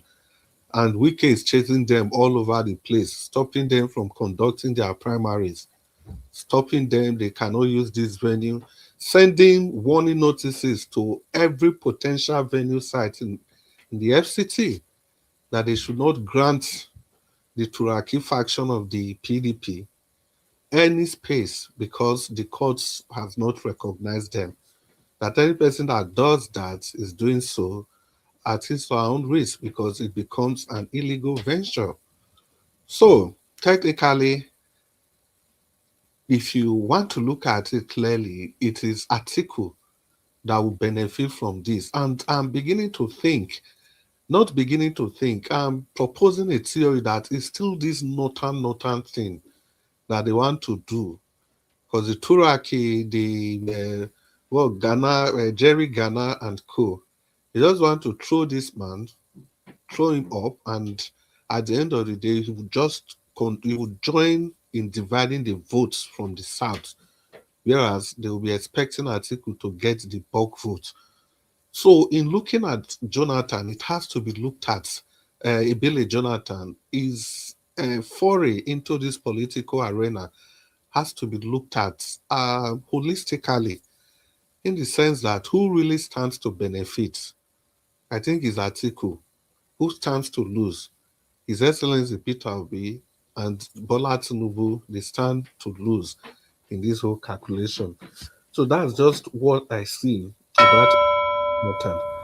So in rounding up people, I'll round up in 10 seconds. In rounding up people, just want to thank everybody again that made the solar contribution to come true. Thank you all, and the good Lord be with all of you.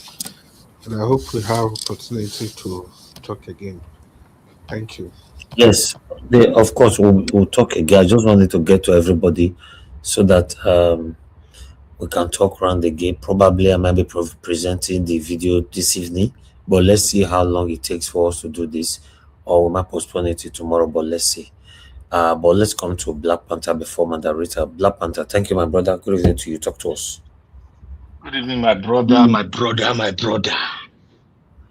May God bless you. You're out here again, despite the well organized and the best UEFA championship I've ever watched. In the history, it is the best I've ever watched, both technically, and it was a showman. You know, it was a display of intelligent football play today. And Arsenal did not lose that match. It was luck that was not on their side. And there was a little bit of, before I go further, I would like to greet Mommy Diaspora. May God bless you.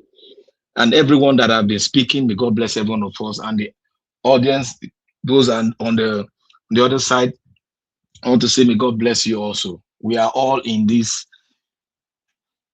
and we are going to get victory in Jesus' mighty name. You see, Arsenal did not lose that match.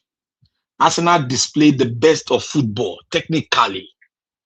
They held the champion for good 55 minutes. They couldn't move.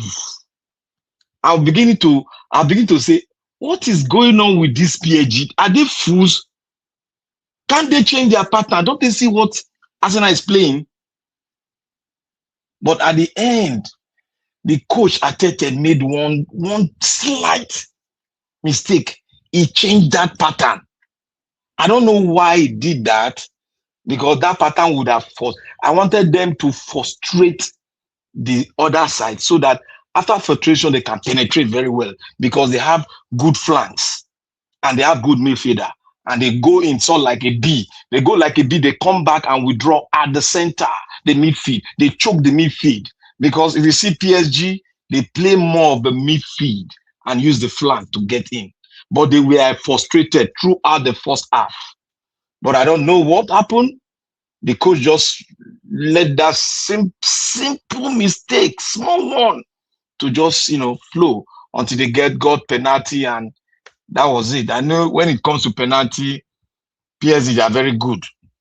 They are very good at penalty, and both sides were very good at penalty, but the luck, you just need the luck. And the person that lost the last penalty was, I would say, kudos to him. Not that because he lost, but nobody wanted to play the last one, but he said, I'll play the last one. So it's a yeoman's job. And remember, that same way was the way Thierry Henry lost it too when they were in the finals. So I would say kudos. Arsenal played the best game ever in the history of UEFA Champions League. They frustrated the other side to the end. I was even saying they were going to win this match by 2-0. I even said, Dr. CM, this match going to be 2-0. The way it is, frustration has set in for PSG.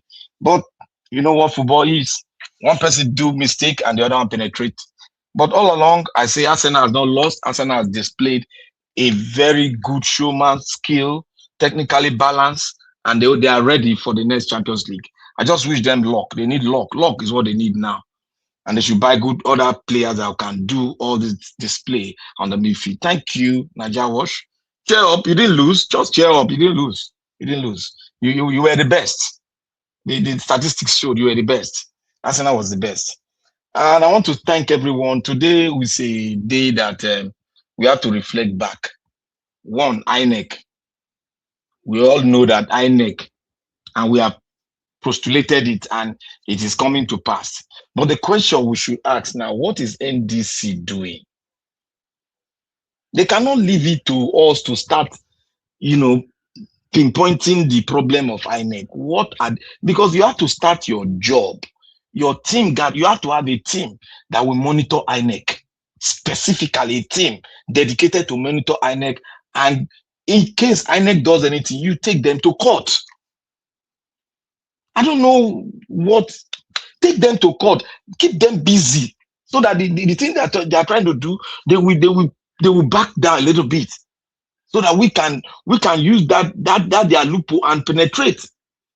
We can put people on the street that will carry placard that this is what INEC is doing. That will expose them. What is the NDC doing? That is what I want to know. Not somebody to go. They should start talking and put a team that will monitor INEC. Not tell me that you have something, you are doing something. No, that's a lie. Open it. Don't put it as a secret. Open it so that they will be under.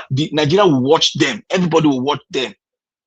Because we have to be our brother's keeper. We have to be the other man watchdog now. If we want to make it, it has to start from the beginning. So that if they go farther than this, they might do a dirty one we might not be able to see at the long run. But we should always ask ourselves another question. What game is APC and NINEC going to do at the tail end of the election day? What are they going to display? So those are the kind of questions we should be asking ourselves, so that we can be able to postulate it out, so that the world can hear us, because they are listening to us. Those are the fundamental things we should be looking at.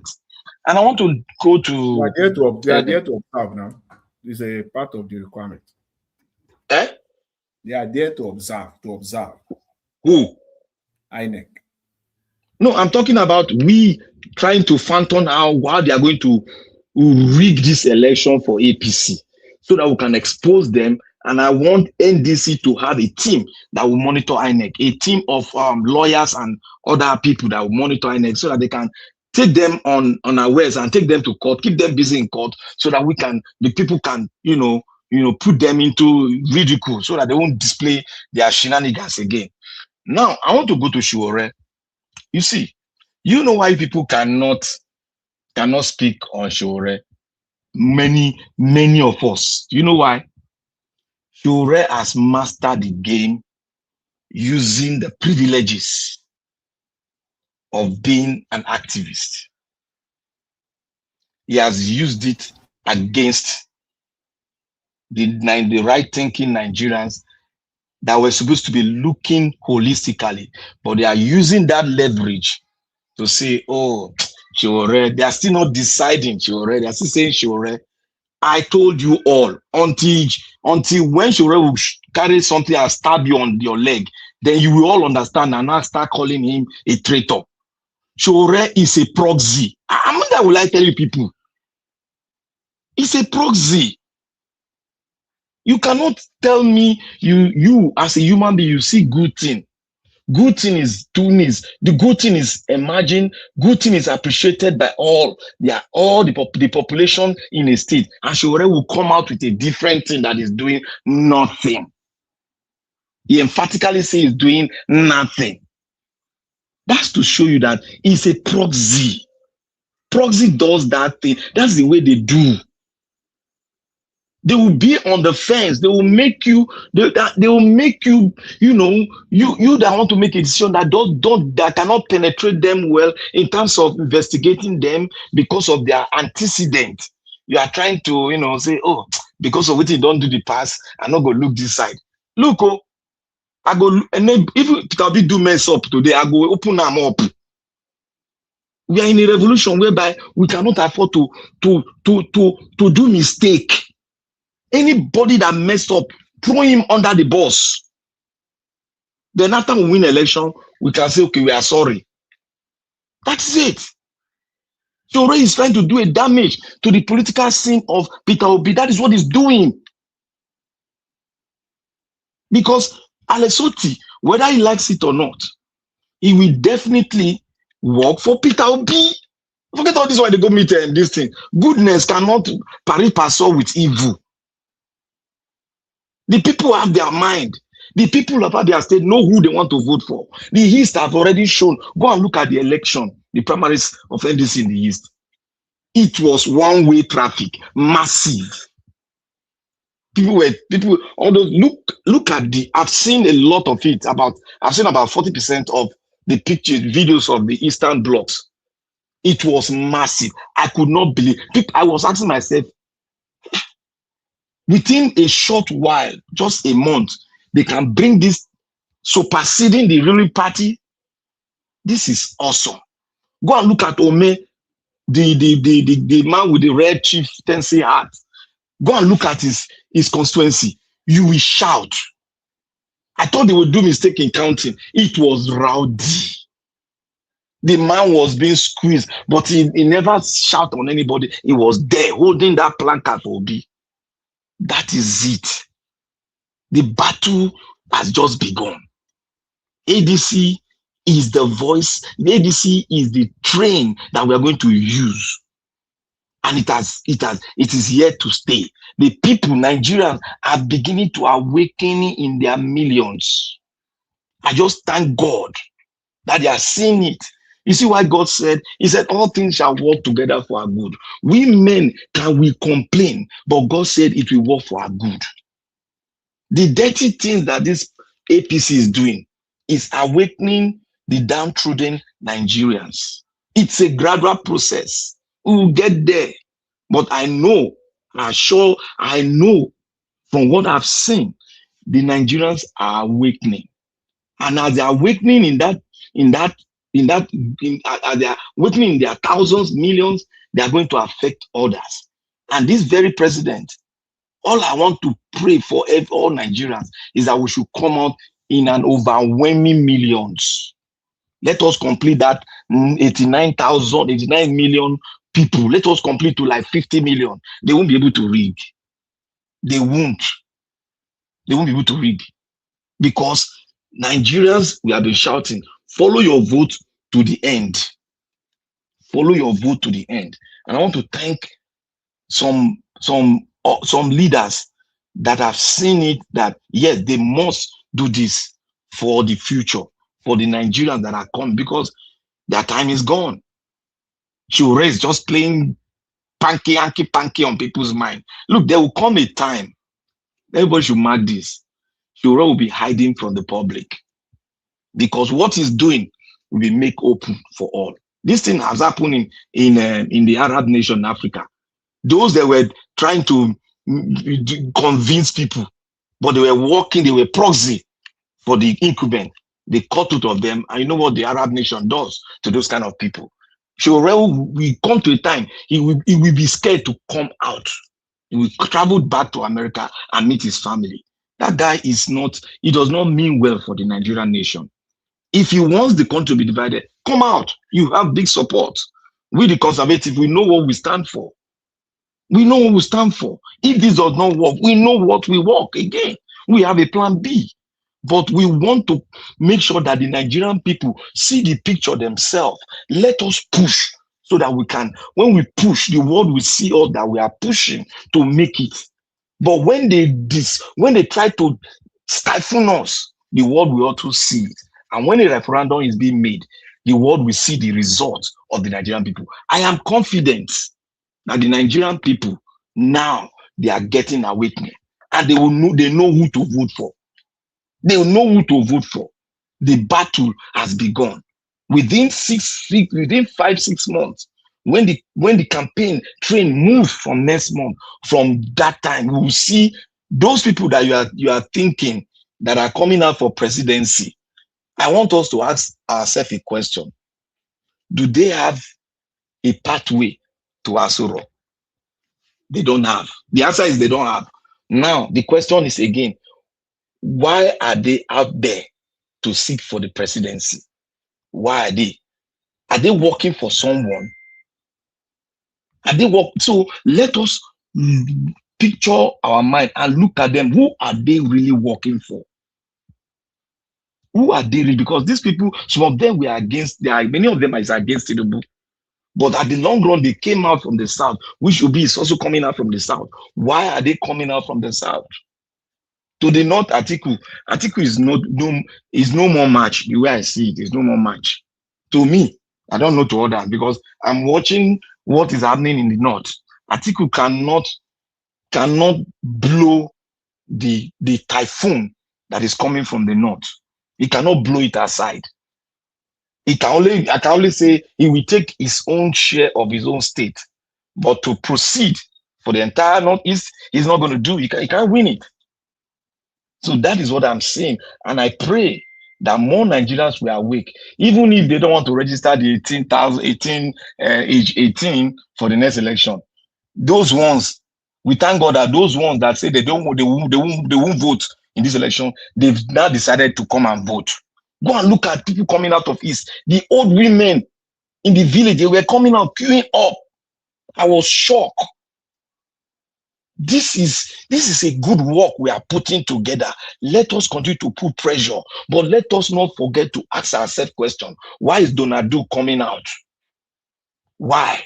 Is it for our good, or is it to dismantle us? But from his antecedent and from his speech, Donald Duke seems to be looking our way, because he was speaking about the future.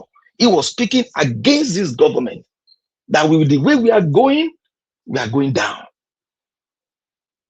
Why now is he coming out in the south when he knows that he doesn't have a pathway? For Shore is not a candidate. Just leave him. He's not a candidate. He knows why he's doing it. He's doing it for his pocket now. After this one, he's going to get enough money for his campaign. And we know his donors. We know his donors now. So Mona, leave him. Let him continue to do this thing. But one thing I assure you people, anybody that is contravening the will of the people, at long last, Mother Nature will pay him back in his own coin. And nobody should cry, and nobody should say sorry. No. What you sow is what you are going to reap. To my people, Nigerians, let us come out. Let us come out in mass and vote out APC. Let's vote in NDC. That is the pathway to our victory. Thank you, Nigeria. May God bless you. May God bless everyone that have donated in our private and our energy, seeking a good energy supply for our station, Nigeria Watch. Thank you, everyone. Thank you, my brother. Thank you, Black Panther. Okay, our moderator. Thank you, man. It's good to have you on the show. Good evening. Thank you very much, Mr. Elvis. Good evening. Good evening, Mommy. Good evening to everybody in the comment section and the panel. I don't know. I wasn't here when you played a lot of videos. I just want to still announce that children are still being held in Oyo State or wherever it is that they've kept them.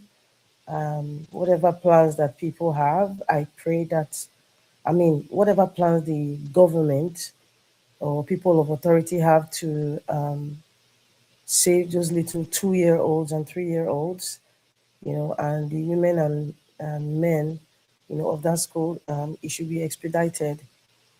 Going further to the politics of the thing. Sorry, before I continue, I would like to suggest, Mr. Elvis, perhaps you should have a sports segment in your show so that, that sports segment could be an hour or something so that the sports enthusiasts, you guys can discuss football and maybe other sports that's going on. The Olympics is coming anytime soon. So I'm just suggesting that perhaps maybe on a Saturday or Sunday, you can have a 30-minute sports segment, because somehow I feel, I'm just saying it loudly in public, my opinion is when we're talking about Nigeria and politics, it's kind of off to infuse technicalities in football, and the seriousness of the day. It's kind of off, it kind of throws out a balance of, the seriousness of what Nigeria is going through. So I would suggest that you should have a sports segment on specific days.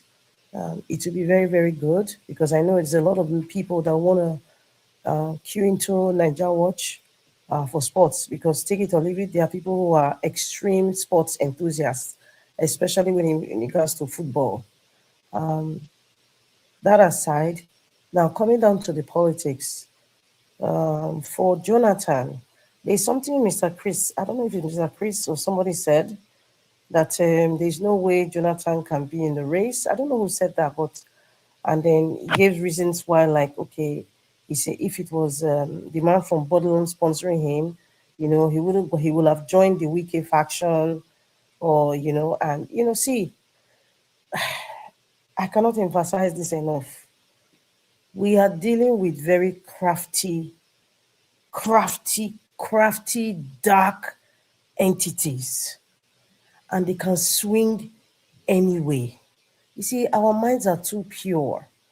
We are too, we are so very meek and very, angelic when we think of, maybe it's the influence of where we live, our thought process has changed.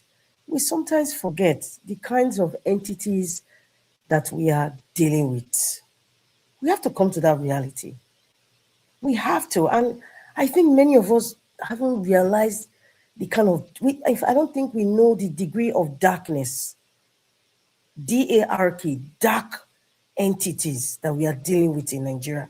We don't know the degree of it. I don't even think the judiciary who allowed the man from Bodlon to win over Peter Obi in 2023, I don't think they really understood the darkness that was coming. They didn't know, because I'm sure some of them would just be shaking their head and like, oh my goodness, is this man like this? Seriously, we don't understand, because by the time we understand the dark entities we are dealing with, perhaps our strategy in dealing with them would change. Nothing is impossible. Nothing is impossible. I kid you not. As far as these people are desperate and dark, even within the NDC, I will not be, nothing surprises me anymore. I will not be surprised if they have even approached Dixon. Many of you were shocked about Abure now. He was going to Peter Obi to the court every other day now. Some people were having palpitation of the heart when they discovered that he was a traitor. So what makes you think now that these dark entities are not approaching Dixon or even Kwakwaso? What makes you think it's impossible? What makes you think it's impossible? It is very, very possible. It is very, very possible. And I'm so happy that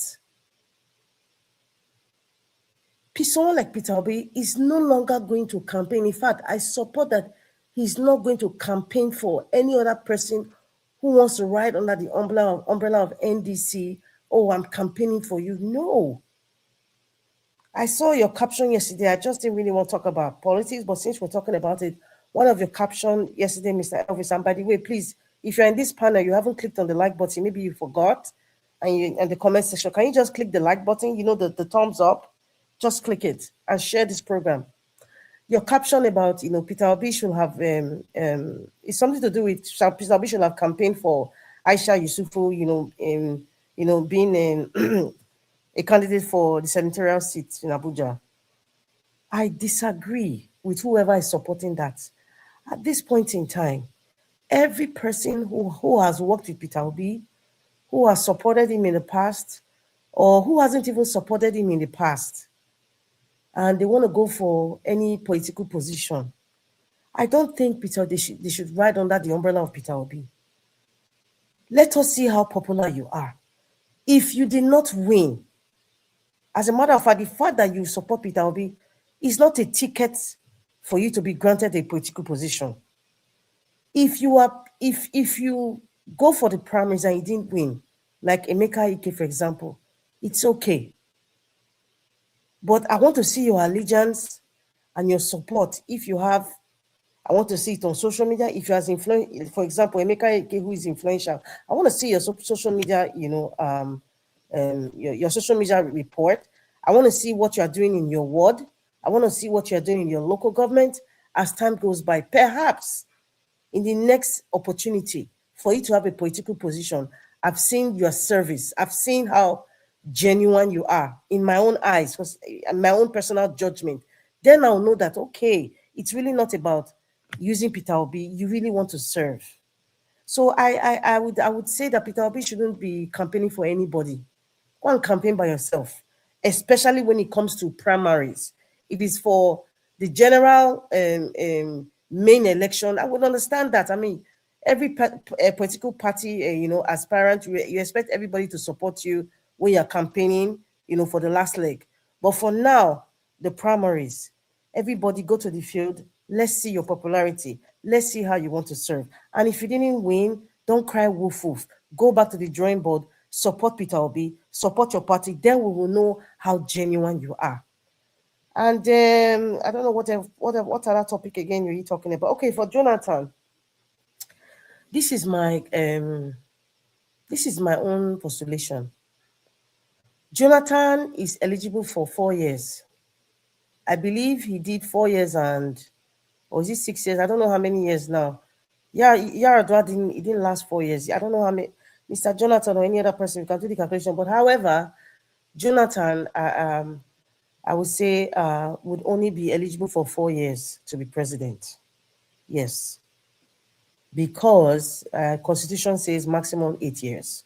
So that faction of the PDP who have chosen Goodluck Jonathan as the candidate, this is what I think they were saying. Number one, within the present PDP, you need a popular person. Who is most popular now? I don't know. Maybe they made that decision. They feel, okay, Jonathan is liked in their dream. Jonathan is liked. Jonathan is popular. Okay, yes, Jonathan fits into the 4-year mark because now they're saying, 8 years north, 8 years south. So it's a guarantee Jonathan cannot pass the 8 years mark. Unlike Peter Obi now, there are some people who now use that as a political tool to say, oh, Peter Obi is eligible for 8 years. So that's why we cannot really trust him on that 4 years he says he's coming for. So for them, their own is balanced. They will say, oh, this man has only 4 years. He cannot go past 4 years. So they will trust us on that. And then obviously this is a popular person, thinking that perhaps maybe sympathy vote, perhaps the electorates who are saying that the bag of rice now, because he's going to use that to campaign. When I was president, dollar was 100 naira. Bag of rice was 14,000 naira. But now look at it now. So I can take you guys back to where you were. In fact, better. The economy, they will start to give you all these economic permutations. The economy was number one in Africa, one of the fastest growing economy in the world. We've heard all those things before. They're going to use all that. I am too happy Mr. Jonathan said perhaps he forgot something in Aso Rock, because if he comes now, the insult that people didn't want to insult him then, They are going to insult Jonathan now. They are going to bring Desiani case. He should come and explain to us how he allowed the Minister of Petroleum to steal so much, allegedly steal so much money that till date, she's still going to the courts. What's the other man, Aluko? All the people who were in his administration, all the people, the Minister of Defense as at that time, the money that was dispersed, what's this man's name? Is it Dasuki Gate issue? Then they will not talk about, they bring back our girls. So perhaps Jonathan, and of course, give us reasons why the excuse me, give us reasons why the confab issue wasn't addressed before you left. So perhaps he's coming back for some sort of a judgment, or the anger that people had, that they are allowed to go into hibernation. Perhaps they wanted to come out of hibernation. That's why he wants to be. And I am totally, I'm ashamed, and I'm disappointed that Jonathan would decide that he wants to come back, because it's so obvious. It's so obvious in what I'm saying. The ridiculousness of it all, certain people coming out. Tell me why you feel Peter Obi is not the person that you can. So if you really want to save Nigeria, you want Nigeria to change, and you have seen a man that can do it.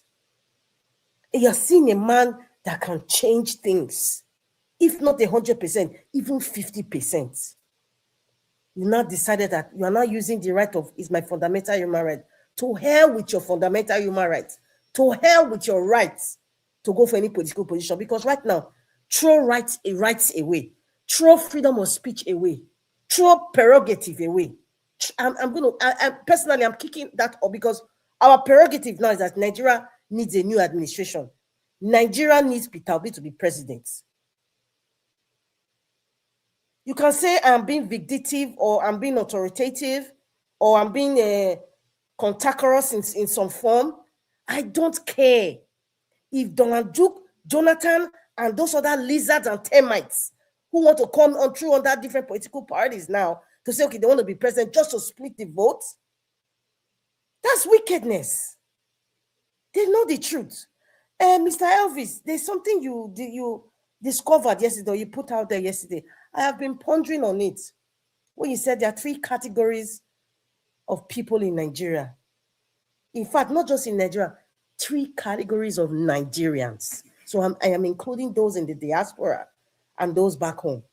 The first ones are the tribalistic one. I don't care if it's a frog that is there, as long as it's my tribe man. That's number 1. Number 2, people who are party faithfuls. I don't care if it's a mosquito that my party wants to present. I don't care if it's an illiterate. I don't care if it's somebody who has some sort of mental illness. As long as this person is under my political party, I go nowhere. I move nowhere. The third category are the people who are benefiting from the present administration. In fact, those are the AGIP, any government in power. And the AGIP, to me, they are more populated within the 3 quadrants. They are the most dangerous within the 3 quadrants, because they are benefiting from the system, they can sponsor the other quadrant 1 and 2. Yes, and in most cases, those third quadrants, we have many hybrids. As Mr. Jonathan even said earlier, you can have some of them in quadrant 1 and 2, 2 and 3, or even a multiple of those 3 quadrants. But I can tell you, the third quadrant, the ones who are any government in power, as long as the corruption, they are benefiting from the corruption, they will support whoever is the one holding the steering wheel. Those are that, see, those ones saying they are not in, they are non-state actors. They don't go for political positions. You don't even know their names. You don't even know them, but they sponsor most of the satanic activities. They support most of the satanic activities going on in Nigeria. The most dangerous quadrant are just at that number 3.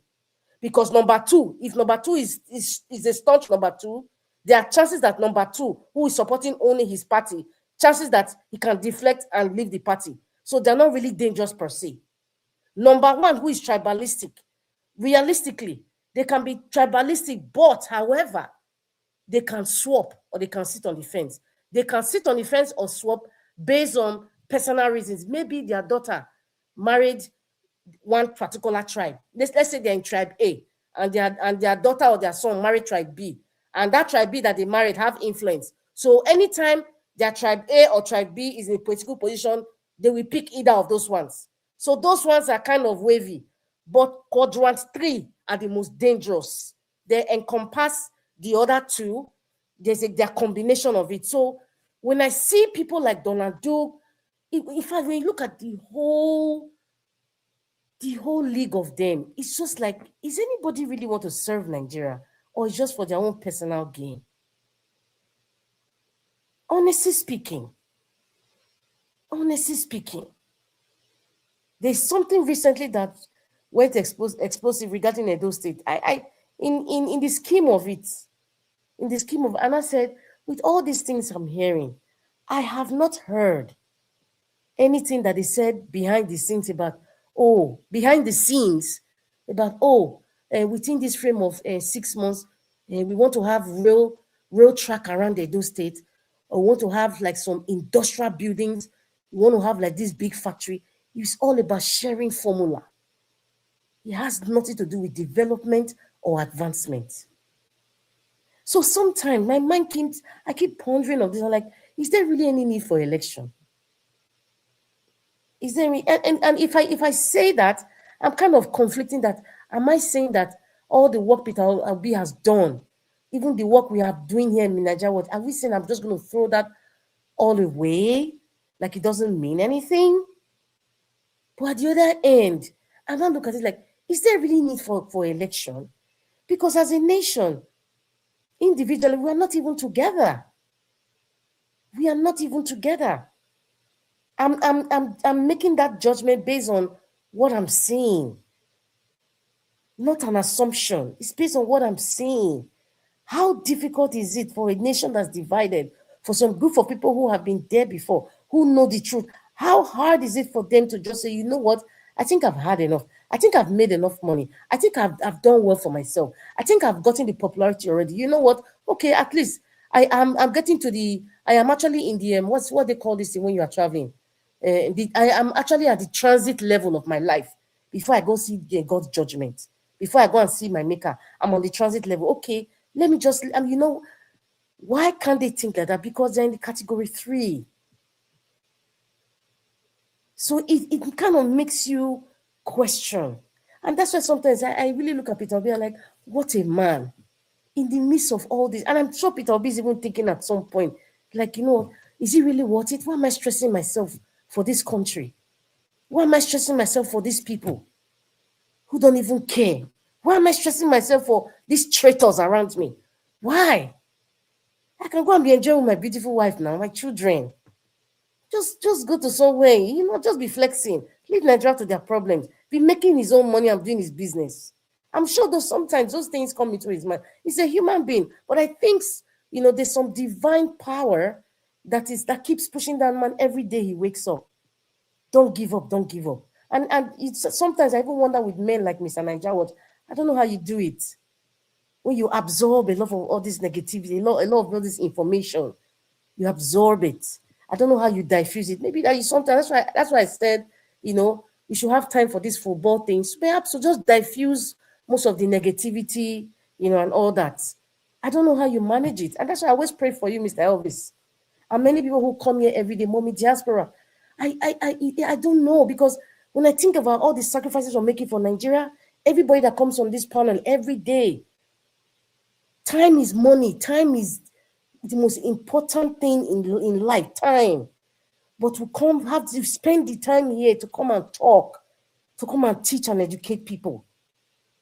It's not a joke. So that's why I kind of have this conflicting feeling like, let's just, no need for election. But I now look at the other side, the sacrifices, the time. Mr. Elvis, let me just stop here, I beg. Thank you. All right. All right, moderator, thank you very much, man. Thank you. Even though you say there's no need for elections, some people will still come out and vote that particular day. So when it comes to putting heads together and take same decision. I'm not sure Nigerians are ready for that yet. Yeah. Oga Phyllis, it's good to have you on the show. Please talk to us. Good evening to you. Good evening, my beloved brother. Sister Rita, you're highly welcome. I catch you today. With my black soup. Felix, are you in Nigeria or diaspora? The black soup is meant for only the diaspora, so I have a feeling you are in Nigeria. I don't know. Because No. black soup. So I did Italy. The black soup, you have to qualify. Even Mr. Nigeria was not qualified. No, So I just need to come back from Nigeria. We lose match today. No black soup for anybody. No black soup. Is that Alex? Is that Mr. Alex? No, Mr. Alex. Yes, Mr. DBC. Okay. I greet everybody. Never qualified though. Never qualified. I greet everybody. No more. All the comment section warrior. I greet to now. My first question is President Goodluck Ebele Jonathan. What do you forget for Asoro who you want to collect? Is my first question. If everybody notice very well, all the aspirants that is coming out now, mostly are from the East and the Yoruba nation, like Mr. Showore. Mr. Showore, before I can say 15 years ago, I respected him so much. Now it's just like our beloved brother Pastor Sagi is in Edo State. During election, they use a cash out. That is one. 2022, before the election, when we were still here on this panel, I make mention of one was say, what is our plan B? Because they will do the ringing. His Excellency, Rabbi Kwakwaso, please, just do this for the nation. All those villages where they empty for northern side. I have a very close friend of mine who formerly live in Lagos, registered for PVC. He went to collect the PVC. They said that the PVC already be collected. Every election, she always receive a message, thank you for voting APC. Evidence is there. If they need it, I can tender it to them.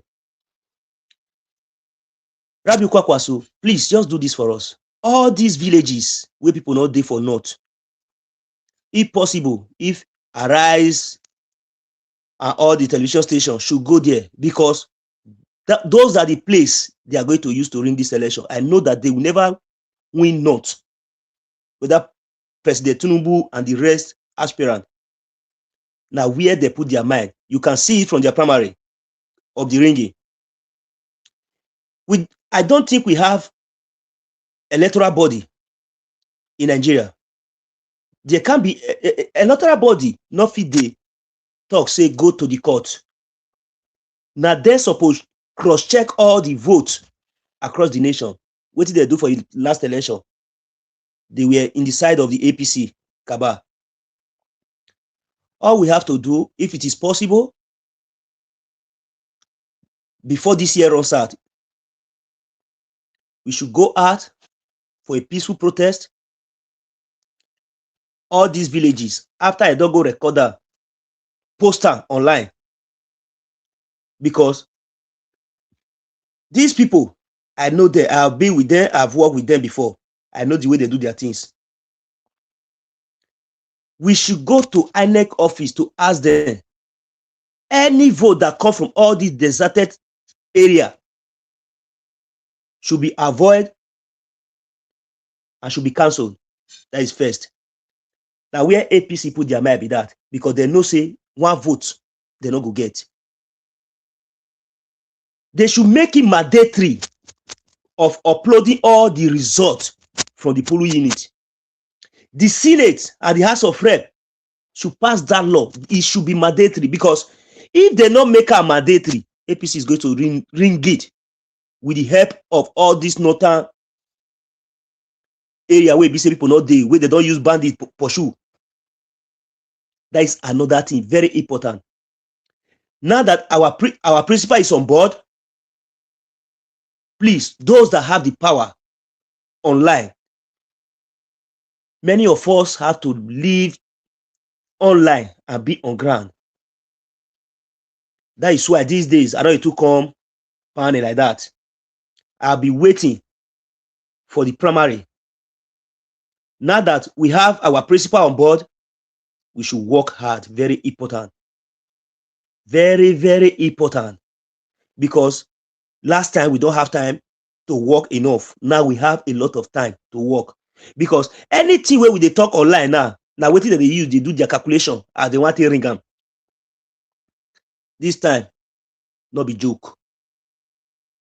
We have to be rugged and dogged. Anything they know how to do, we will do it more than them. If not the ringing, say they want go buy vote. If not that one, they want go share rice. Me personally, I'll still share rice for my village.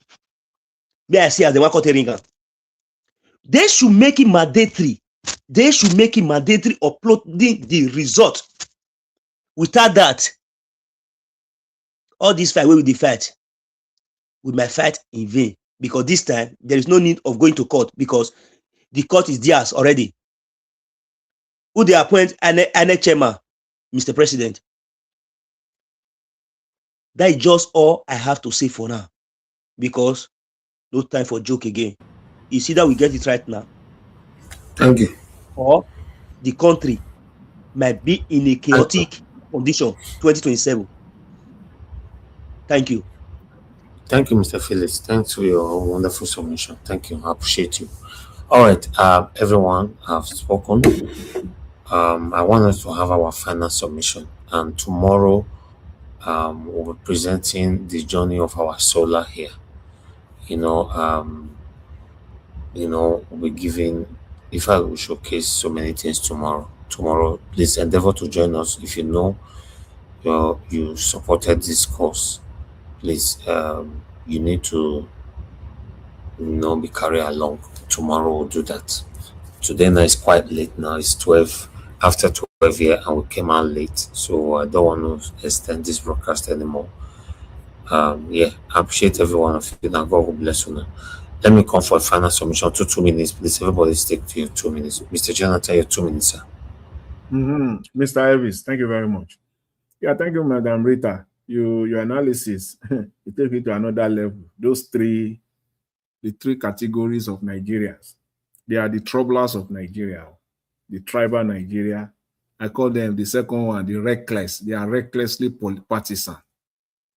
And those ones that are beneficiaries of the system.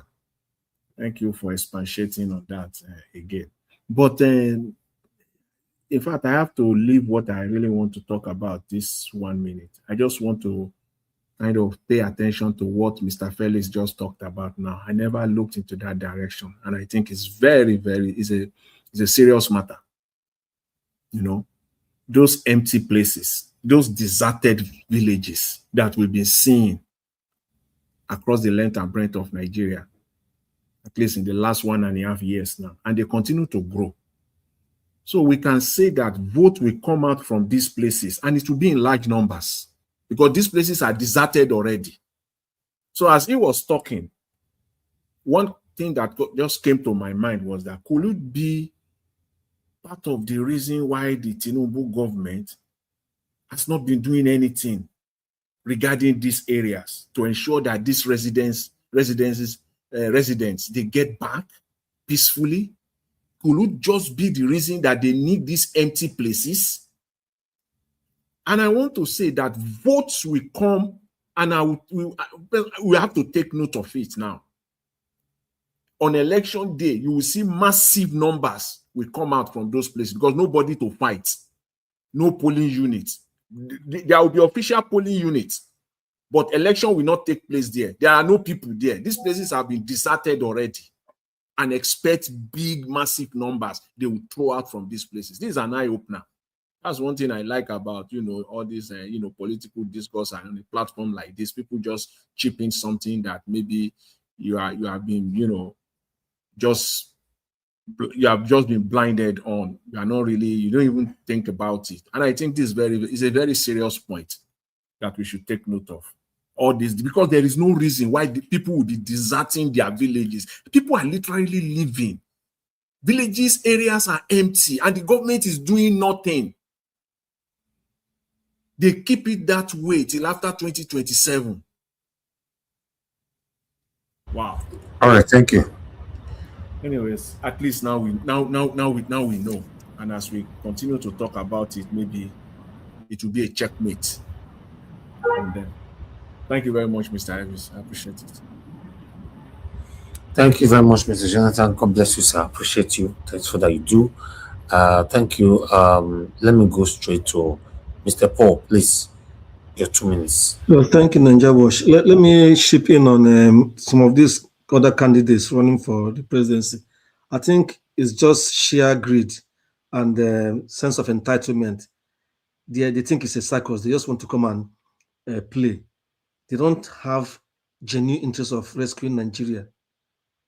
The country is in a dire situation. I don't think that somebody like Atiku Abubakar has any interest to salvage the country.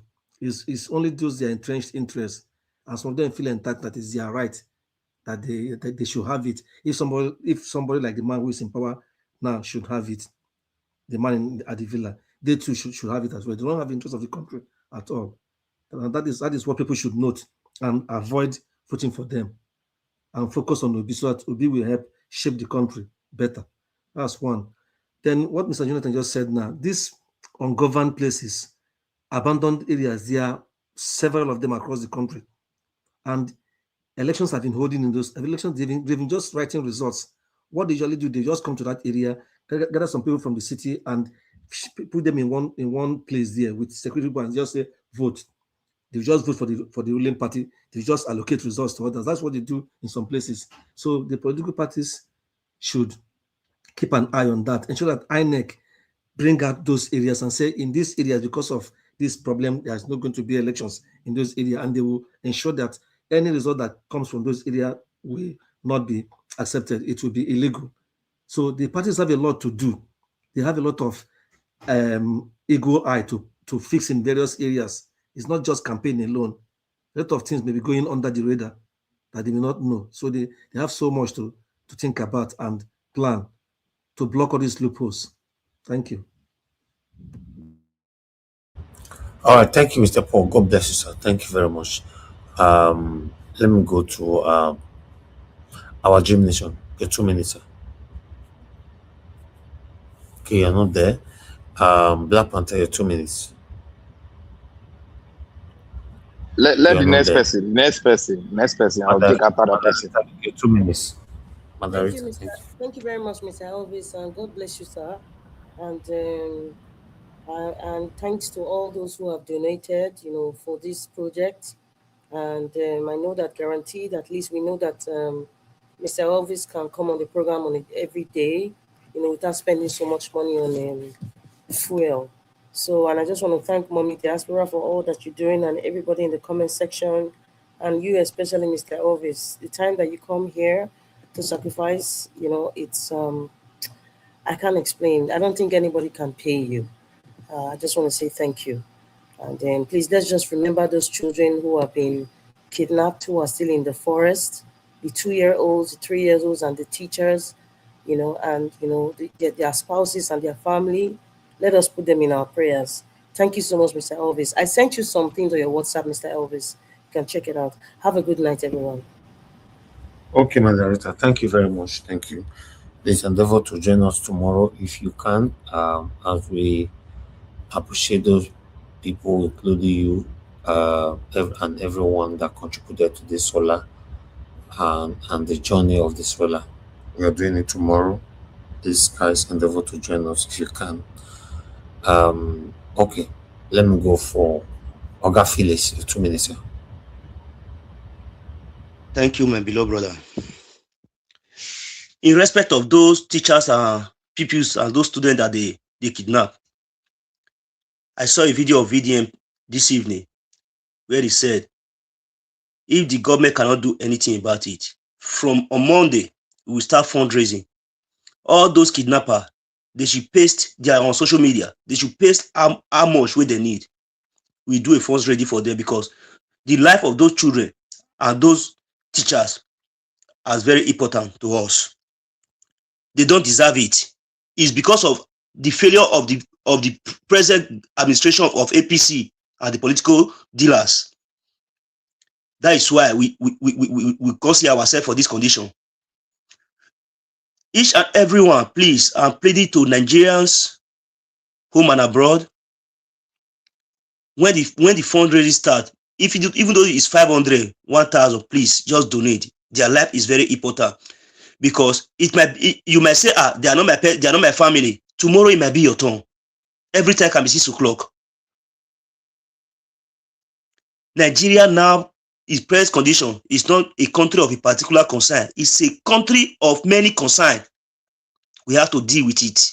That is why we are begging each and everyone, get your voters card ready. 2027. Let's vote this bad administration out, either by hook or by crook. Because I dey always talk and say, at the right time for inside Bible, heaven suffer violence, only the violent will take it by force. Power is not served a la carte. We have to do every possible means to make sure we vote this present administration out, because they don't get off of mind. They have been dealing with us since 1999. Augusta, Mr. Goodluck Jonathan, go sleep. If you said no Nigeria blood what that your past election, now that you know that the man in power, he said grab it and run away with it. Now in Nigeria blood go come waste, enter your house, oga, go dey play with your grandchildren. Enough is enough. I hear. Thank you. All right. Oga Phyllis, thank you very much, sir. God bless you. Oga Chris, 2 minutes. Yeah, thank you again, Mr. Nigeria. I join my voice to the voices of everybody that has utilized you for the good work that you are doing. May the good Lord continue to give you the strength to continue doing this work. And Mommy Diaspora, thank you so much, everybody on the comment section. Thank you, everybody listening to us. Tomorrow we can do this again, but remember, talk is good, but we all have to find a way to participate. Talking, we are also participating.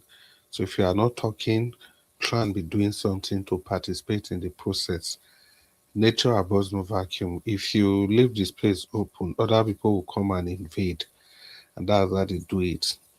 I'm saying this because that ungoverned space that Oga Felix talked about and was elucidated by Oga Jonathan and Oga Ndobisi, the spaces they've been using it long ago, or during Buhari's time, during Tinubu's first election, they already started using those ungoverned space. If you're watching the IDP camp, you know they moved everybody from those local governments in Borno State. I'm just taking an example. They moved all of them to Borno, the capital now.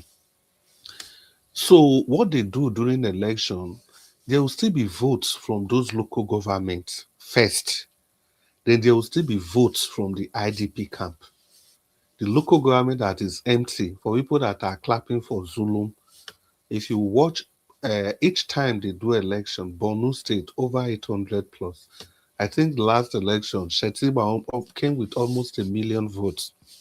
So I just use Borno State, for example. They're already using those ungoverned space. The only thing we can do is how to even mitigate against those fictitious votes. And one way of trying to do this is to cover those empty spaces. And the same thing goes to political party. The more good people with conscience, the more they participate, the more likely because you are not going to stop evil people from participating, but the more likely you have more voices speaking against these evil voices. But if we leave everything like that, trust me, it's not going to work. It's going to continue the way it is. And that's the greatest challenge. I believe we have all raised that issue. That's the greatest challenge His Excellency Peter Obi is going to be having. The quality of the people around him. How can they be trusted? Madam Rita spoke much about that. How are we not sure any of these people, they are not working for the opposition, whereas their faces are all over there. We have seen a Kenneth Okonkwo. We have seen a host of them, so many of them. So we don't know what's going to happen. So we can't stop it. We have to know that the only way we can do it is everybody to flood the space We'll be talking like we are talking now. If you are not able to talk, be part of the process. All right. Thank you very much, Domosa. And tomorrow we see again, Domosa. Yes, Oga Chris, thank you, sir. Yeah, tomorrow we'll be refreshed properly and I'm come ready. back. Okay, 2 minutes quickly, sir. I wanted to just round up. Thank you, Nigeria Wash. And when you finish now, take a deep rest. I know you have some other things to do. Take a deep rest and enjoy the little time you have. Enjoy it, doing what you like doing mostly. And I want to say this: the point that our brother Felix just raised is very vital. I think that portion of what he spoke about, I think, should be sent to anybody that is linked with NDC, that is on ground, should be caught and sent to them. And one other question I want to ask: are the prisoners still voting? Did they pass that law? Because I didn't follow it up. So that's another thing. Because No. oh, good, thank God. And some of the people that went for the election, I think I saw Peter for Nigeria won his local government, and then Aisha stepped down for the other lady to move up. Till she decided on her own. I don't know what happened there, but I know that she stepped down. I followed the information, said she stepped down. So I want to plead to everyone that have not won his election. This is the time for you to increase the momentum, so that it's not all about you getting the whatever nomination. It's all about the Nigeria as a whole, for it to work for every one of us. And what we need to do, while the political participators, they are digging into every fact that we bring out here, what we need to do is to put out crown criers in all the villages that are yet to be connected to the national grid, because those are the areas they rig election mostly. So we should put town criers there, make sure that they know what is going on in the political scene and the right man, and they are well educated on it.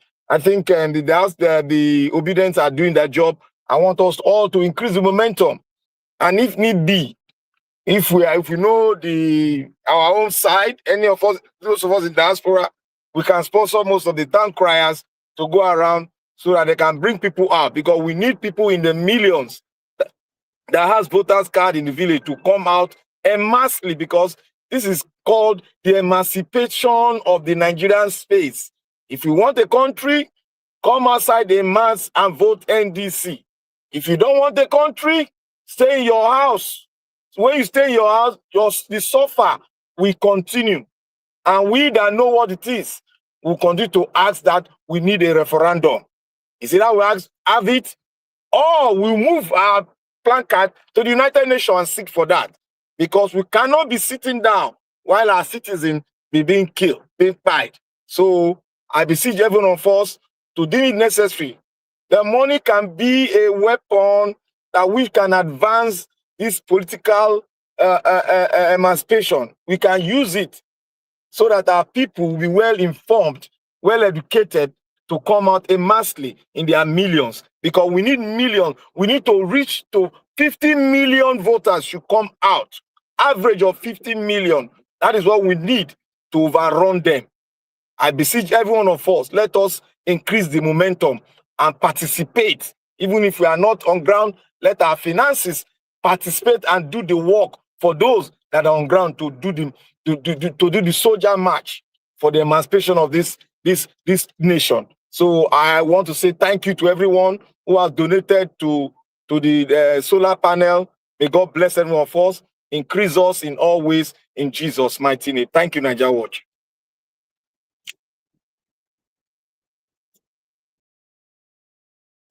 All right, Black Panther, thank you, my brother. I appreciate you. I'll see you guys again tomorrow. I want to appreciate every one of you that came to this panel today. Thank you so much for your wonderful submission. And God bless you now. Thank you, Mr. Jonathan. Thank you, Madam Rita, Oga DBC. Thank you, Black Panther, Oga Chris. Thank you, our Dream Nation, Oga Felix. I appreciate every one of you, and those of you that called in as well. I appreciate every one of you, Mother Deborah, and many, many more. Yes, I also appreciate um, those of you that super chatted us today, Kenny, Honda, and Oga Kingsley. Thank you very much.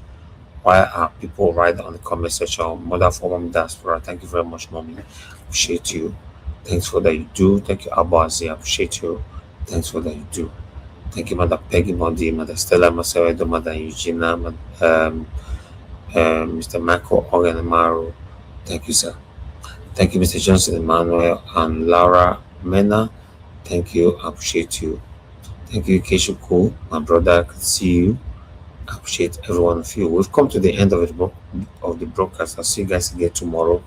Endeavor to join us, and we're going to be appreciating and taking you all through the journey of the solar. Yes, we do that tomorrow. So endeavor to join us today. Rather, we are already Sunday for here, so it's 12:35 now. So endeavor to join us. Let's take it from there. God bless you all. Have a good night. Bye for now.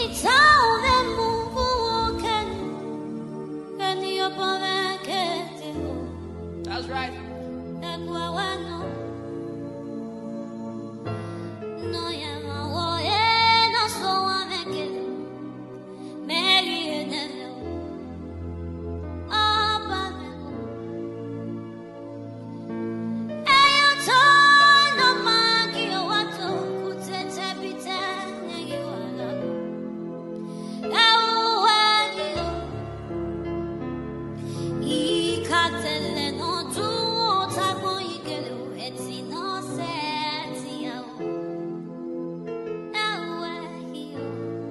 Yes.